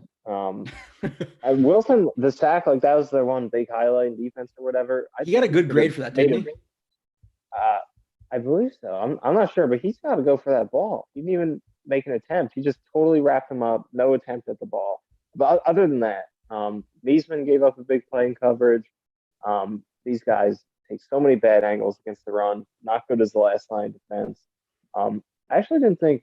Maybe you think differently, but I didn't think Ashton Davis was as bad as the other safeties were. I think he made decent angles. It wasn't good, or probably not even average, but there were a couple flash plays. But the other safeties are probably the primary, other than Jared Davis, probably the next biggest issue of the defense right now. Yeah, I don't know if you watched the stream. I know you watched at least part of the stream last week because you saw the whole thing with me and Deron Lee. I pointed out a couple of Davis plays in that live stream, and he was brutal last week, like absolutely terrible. This week, I didn't notice a lot of bad, but that play, I broke it down again in the review. The play where Gerard Davis runs into Eccles' guy, Ashton Davis should be over top of that, and he was just staring again at the quarterback. Like Ashton Davis was a bad one. It was like the worst you can possibly play as safety. You could do that in college because your athleticism takes over. Drop into your zone, watch the quarterback eyes. When a quarterback goes to throw the ball, you break on the ball. Like that's the most simple play of safety play. But you got to check the route concept. You got to leverage yourself over top of it. You have to look for anything peeling off or coming open. And he just drops back and just looks at Allen the entire time, just staring at him. And he it's not like safeties will start to drift towards where the quarterback is looking. So if he's middle and Josh Allen's looking to his left, he's going to start to just slowly drift over, and he just stays exactly where he is. And then as he's throwing the ball, that's when he runs, and he does that all the time. So his vision getting locked into the quarterback is as bad as you can possibly be for a deep safety. So he's terrible as a deep safety. That was a bad play. Other than that, I didn't notice too much. Wilson had the really bad play in the end around where his eyes got stuck inside, like absolutely terrible. He had another play where it was a cover 4. I think the tight end stayed into block. So now his assignment goes to the number 1, and he just tries to take anything inside on the number 1. And he just loses his eyes on the quarterback. And Hall is playing such heavy outside leverage because they're bracketing the number 1. And Wilson lets him run right behind him for like a deep override. I'm like, what are you doing? Like, that's your only assignment is to bracket the number 1. And he just starts running like as Diggs was it Diggs or Sanders? I forget who it was passing him. So like Wilson had 2 terrible plays in the run game, a terrible play in coverage, bracketing wide receiver. Like, it's the easiest thing you should be able to do. And I think another play deep, he opened up too early. So that was bad. Niesman gave up a bad play. Ashton Davis looked like shit on that one play, which is enough for a safety. So the safeties look like garbage. And then with this play really quickly, this is the play I was talking about. It's a little bit different of a formation than I thought, but watch him filling versus Dawson Knox on this play. This is Davis. And like, again, I don't know how I'm going to break it down, but like, this is embarrassingly bad for Davis. Like what are we doing here? Like, dude, like he's been so bad. $7 million. No way. He's not coming back. Moving on to the corners, Carter the second. I think he had a solid game. He had the fumble recovery, which is a nice adjustment to the ball, smacked it forward so you can grab it. He had the pass breakup, which was not a great play initially, but teach tape on how to make up ground, not looking back to the quarterback, looking to the receiver. And then the one really, really nice thing about that play is I broke it down too. He can't find the ball, or he doesn't find the ball yet, and his eyes are on the receiver because you want your eyes on the receiver. Obviously, we've I broke it down many, many times. And he can't find it, and his arm goes over the top of the receiver's arms. And what does that do? Now the receiver can't go up for the ball. So he does that while he finds the ball. And then when he finds the ball, he grabs the back of the receiver and then pulls himself through and gets a pass deflection. Like, it was like A+ teach tape on how to play that ball. Like, that was elite play right there. So he had a solid game. But I'm gonna be honest, the other guys, Eccles and Guidry, were in bad positions, obviously playing, freaking Stephon Diggs. They still didn't have a great game. And then I think this is Hall's probably his worst game. He had a really bad play on the play where the Bills were on like their own 1 yard line, and he opened up too soon, got beat on a slant. And then those 2 run plays, I don't remember if you remember those run plays back to back. I'll show them really quickly if you needed to. But the jet sweep and the end around both went to the right side, and Hall is lost in those plays. I don't know if you remember those, but Hall had a really, really bad game too. So it's kind of a quick breakdown of the corners. Yeah, I think the run game for the corners is a big issue, specifically Hall and Eccles. There's another play where Eccles was pretty much responsible for the edge. He came too far inside, let Singletary get outside on him. So the corners are a big problem in the run game. But I do think in coverage, like, it was Diggs and Allen. Allen made some great throws. Like you said, it wasn't good. But a lot of the throws that were completed, I feel like an average quarterback, an average receiver doesn't make, so it doesn't look as bad, but it definitely wasn't the greatest game from them. Yeah. Wilson, and I'm not going to go through it like step by step, but these guys are here having this awareness of, hey, I'm in man coverage. My receiver is crack blocking. Maybe something's coming this way. And they just completely take themselves out of the play. Nobody blocks them. And they're just out of it. It's like, what are you doing? And then this is a play like right after. It was I literally Jets D versus end around, Jets D versus Jets sweep, and this is the play a couple plays later. Which, by the way, while I'm bringing this up, Isaiah Dunn, 4 reps, 2 pass breakups, and they weren't flukes. Like, the one was really good, and this one too was really good. He was in a cover 3 zone. He's tight to the formation because there's a tight end, like a nub set on his side, so he doesn't have to play deep. But as Josh Allen play fakes, he looks deep and gets into his zone and then sees a crosser and then almost picks it off. Like, it was a really good play by him. Yep. This is Hall again here, right here. And I don't know, like, he's a little bit lost in terms of the run game right here. Like what are you doing, buddy? You got to see that the receiver is going to block Wilson and get outside, and he just stuck inside for no reason. He had a really bad game in the run game. But anything else to comment before we go into maybe some chats and then the Dolphins game real quick? Yeah, I just think with the run game to corners, it's worth keeping in mind when you're evaluating them. Obviously, coverage is the most important thing, but like, run defense has been a huge problem for them, and Eccles and Hall have been a big part of that. So it's something they got to be better at. Yeah. Right. John Hassel says re-sign JT Hassel. Yeah. G Anto says gotta love Joe's name being Sabo every week. Yeah, that's because I use Sabos to do this because that's how it's set up. But I just changed my name to Joe Blewett in caps for you, Antos. Assassin says Davis hasn't even had a real training camp with COVID last year and injuries. I think he can be okay. Could he be okay? Sure, but I can tell you, Assassin, I don't know if you watched the review that I did with Marcus Coleman on him. We were laughing how bad the film was at Cal. I did not like that pick, like, at all. Now, with that being said, again, all progression isn't linear. There's guys who come in NFL ready. There's guys who come in raw. He came in as raw as you can possibly be at that position, just based on how his eyes were, how he played a deep safety role. So he was as raw as it gets. Now you don't have, preseason and the camp and all this stuff. Like, I expected him to struggle off the start, and people, like, he came in, he played bad, people like shocked, like, oh my God. Like, but this is maybe why you should watch film reviews and you should watch his play and notice he's going to be raw. But with that being said, he is still really, really bad. Like, I don't like Ashton Davis at all. So could he work out? Sure. Would I bet anything on it? No, I'm not a big fan. Our corner was looking for help on Diggs' 57 yards play. Yeah, Joe, I think we just talked about that. I think that's the same play I'm talking about in terms of cover 4, because Hall played it outside heavy because he had Gerard Wilson inside, and Gerard Wilson got lost. Like, that was 100% Gerard Wilson on that play. It wasn't Hall, but Hall overall Still wasn't strong.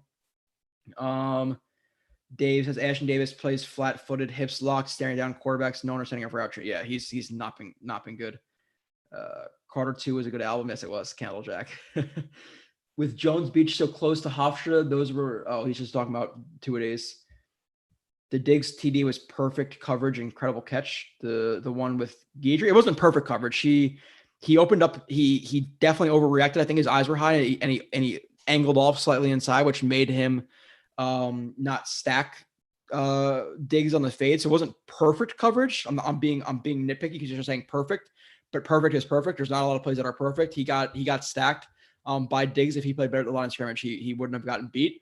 But then again, there's a play later in the game with Diggs where, again, the weight came into effect, where Diggs just boxes him out and gets a catch. It's like, what are you expecting a slot corner to do? So Guidry didn't play bad. He just got beat up by a top elite NFL wide receiver. So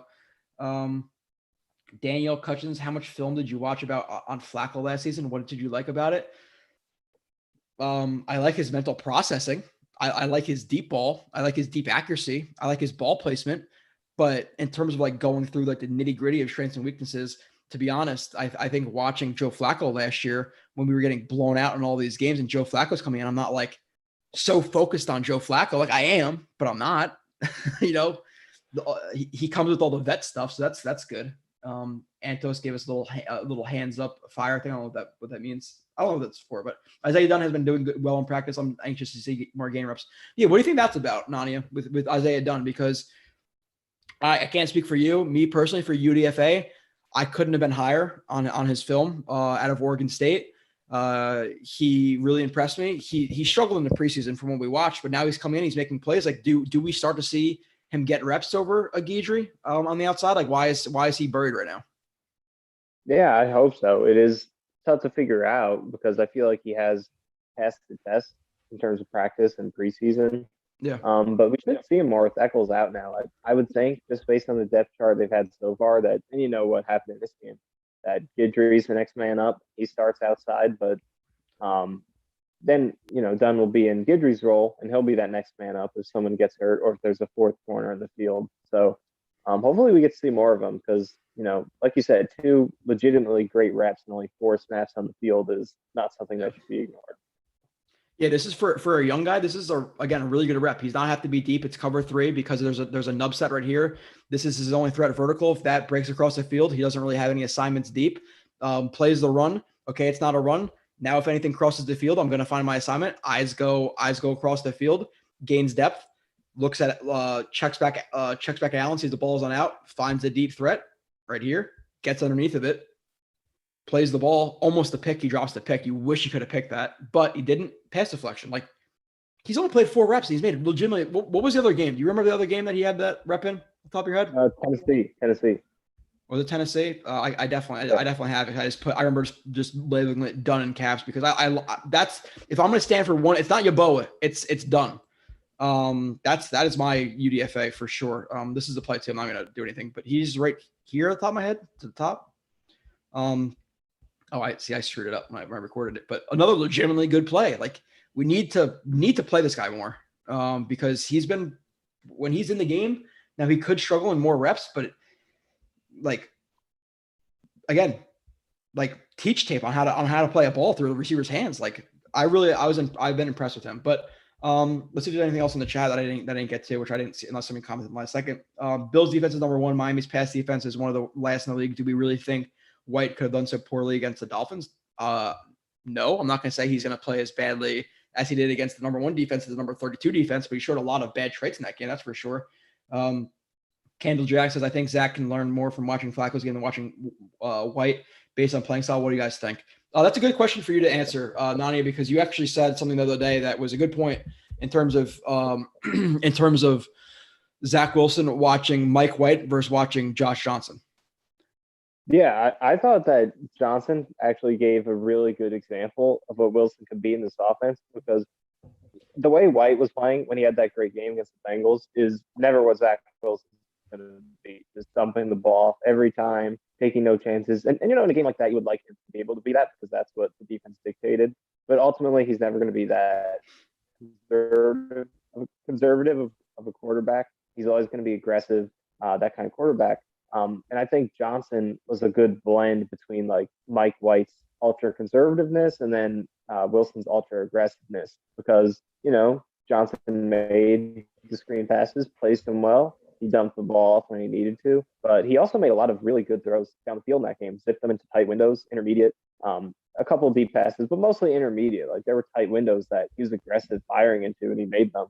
So I think Johnson showed a really good model of what Wilson could be if, he's aggressive when it's right to be aggressive, and then safe when it's right to be safe. So I think Johnson showed that really well, and I think Flacco has a chance to play a similar style as what Johnson did. So I do think that Wilson can learn probably more from Flacco than he would from White. Yeah, I think with Mike White, it was like a quick learning process. Like, hey, go to my checkdowns. Like it's different than Flacco, like actually reading a defense, seeing gaps, noticing rotations, like whatever it may be. So I'd agree. I think Flacco, the main thing you want to watch is how he processes the game. And while Flacco is limited now, I'm gonna definitely say he's a better processor than a Mike White. So we also have a question in terms of, will Tardif get playing time this year? Yeah, I think so. Maybe it won't be this week or next week because they're playing two defenses that are pretty bad. After that, they play the Eagles, and the Eagles have Fletcher Cox and some good defensive linemen. So maybe I would say if I had to put my money on it, it's versus the Eagles. GVR gets benched, unless I'm not thinking of anybody on the Dolphins, or maybe Christian Wilkins like blows up GVR and he gets playing time. But I definitely think by the end of the season, Tardif's going to see some time, because the thing with Tardif is GVR, this is the last year of his contract, correct? Tardif is on a 1-year deal with the Jets, I believe. Then to see if he can play. Like if he can play and you can bring him back next year for $4 or $5 million, and you could tell him, hey, you're going to compete for a starting job, or even tell him he's a starter. Again, this business is a pulling punches. Hey, you're going to be a starter, sign for $5 million, and they draft Kenyon Green. It's like, oh, well, sorry, dude. So I would say that Tardif is going to get playing time. One, because GVR his play will make that have to happen. And two, I think the Jets are kind of, they should be almost like persuaded to let him start to see what he is before next year. Is that, do you think the same, or am I crazy? Yeah, I agree. I think GVR's play should get him on the field at some point. Injuries are possible, if not likely, and you do want to evaluate him. So I think he'll be quick to pull that trigger. So I do think we'll see him. Also, my phone's about to die pretty soon.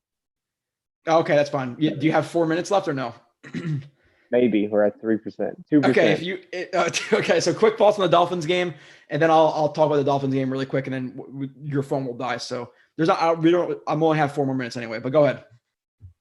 Yeah, look, I mean, I think playing Flacco kind of tells you what their mentality is. They want to win. They want to build some momentum. This is a team that, regardless of what they did against the Ravens, is still a bad team and a bad defense, and it's an opportunity for them at home to just get a win, play confident football, and get on the right track as they get into this soft stretch. So it's a game that there's no must wins for a 2-7 team, but like it's a good opportunity to steer the ship in the right direction. What's your feeling on the game? They win, they lose?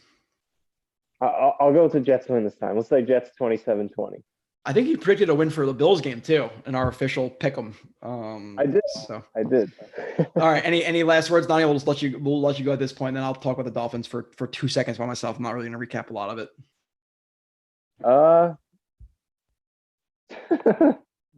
No last words. Oh, it died. Okay. He laughed because it was dying, I guess, or it died. So no last words for Nania. With the Dolphins, I don't really look into this shit anymore because their defense is bad. They blitzed Lamar Jackson a lot because I don't think he's necessarily the fastest processor, and I don't think they'll play the same against Joe Flacco because he's a vet. He's seen more than Lamar Jackson. I think obviously Lamar Jackson's a top 10 quarterback, but I don't think he necessarily has the brain of Joe Flacco yet, and he'll obviously grow into that. So I think if they blitz Joe Flacco a lot, he'll be able to replace that blitz and get some receivers open in space, and which will lead to the yak opportunity. And if they don't blitz, I think this team is a team you can run on. So this is a game that you'd hope to see the Jets actually taking advantage of that. In terms of the defense, this is one of the worst offensive lines in the league, if not the worst offensive lines in the league. So I would hope that the Jets can actually produce pressure, regardless of it's, don't give me the bullshit excuses in terms of Okay, and I get the injuries, but Ronald Blair, Shaq Lawson, whatever. You still have Rankins. You still have Foley. You still have Q. If they can't beat up on the worst offensive line in the league, if not the worst bottom three in the league, it's inexcusable. So they have to take advantage of that. The thing I'm concerned about with the Miami offense is they have a couple of guys who are some yak guys in terms. Well, one, they suck at defending the run. So I'm sure Brian Flores, coming from Bill Belichick tree, is going to see how they struggle against the run and expect to see a lot of traps, a lot of draws, a lot of screens from the Dolphins. The Jets to be able to contain that. And with that, you also have the Dolphins, who are RPO heavy team. And I think the Jets can get gashed by the RPO game quick, reading linebackers and pressing in the line of scrimmage or corners, whatever it may be. But they have a quick passing game, and they have some yak players with Albert Wilson and Jalen, is it Jalen Waddle? Yeah, Jalen Waddle. So a little bit concerned about their offense. I think their offense can move the ball in defense, which I think my high school JV team can move the ball in the Jets defense right now. So that's always gonna be a concern. But the main crux of it is, can the Jets force some stops on defense? Can they force Tua into an interception? He's not the best quarterback in the world. Can they force, can they get a sack to make it 3rd and 20 and be able to play soft and actually get off the field? So they have to create some bigger plays on defense because that bend but don't break shit's not working right now. So they have to create some big plays to win. And then can the offense be consistent? Can Joe Flacco read the coverage rotations that the Dolphins are going to do? If they blitz, can he replace that blitz? Can he get the ball out quickly? Or is he going to fold under pressure? I think he could play well against the blitz. You have to worry about him versus teams with like 4-man, 5-man pressures and dropping into zones. The thing that's concerning about it is it's going to be a lot, in my opinion, on the inside guys, the Crowders, the Coles, and Elijah Moore if he is in the slot. Because listen, on their defense, again, not the strongest defense. They have some guys. They have is it Christian Wilkins or Lawrence? Is it Lawrence or is Wilkins on the Giants? I forget which one's which, to be completely honest. I think it's Wilkins is on the Dolphins. With that being said, they have Xavier Howard. They have Byron Jones. So to expect the outside guys to win versus those guys who are probably the best 1-2 punch in the entire league, you can't expect that. They're a man heavy team, sticky team. So the slot needs to win. The Jets need to manufacture some touches for more. You want to see some screens. You want to see a lot of that stuff. Replacing the blitz. You want to, and if they do blitz, make them pay with some of those screens. So I think if I had to bet I don't know. In the review, I said the Jets are going to lose 27-20. But I would not be surprised if they won this game. If I had to legitimately bet on the game, Jets being at home, Dolphins coming off of a game where they beat the Ravens, are probably riding a little bit high with a veteran quarterback. I think if I had to bet, I think the Jets win, but I think it's gonna be a close game. I hope it's a close game. They get blown up versus the Dolphins. I don't know if I'll see you guys next week. I'll get to the chat in a second. And I didn't say this at the beginning. There's only like 3 comments that they get to. The live stream next week, obviously Thursday is Thanksgiving. I'm not going to do a stream on Thanksgiving. So the stream next week is moved to Friday, 6 to 8, 6 to 9, whatever we want to do, with Kyle Smith and I. So check out the stream next week. Antos waiting for a monster week from Q. Yeah, I agree with that. Like, Q hasn't had one of those weeks this year yet. And last year we saw it with the Niners game. We saw it with the Dolphins game. We saw it with a couple of the Chargers game. I think had a really big game. Like, there was a lot of like big games, and he hasn't had that impact this year, which is a little bit disappointing. So we got to see that more consistently. Little John 2001. Again, if you have questions, just drop them real quick. But my voice is going and I got to get off in a second, but I appreciate it. People staying on. Miami is like the 28th or worst in offensive running game. If the Jets D can't stop that, they have no chance of stopping anything. Yeah, the Bills also had a really bad running game last week, and they gashed the Jets on the ground. So it happens, John Hassel, we all are. Hopefully it happens, Little John. Okay, I appreciate you guys. Live stream next week again. And if you don't check out the film reviews, I know that all the people who watch the streams don't, but I urge you to do that because that's where we're really getting to the nitty gritty of the film. And I think that's more important than just talking points. That's my personal opinion, but make sure you check that out. I appreciate everybody for being here, and I'll see you next time.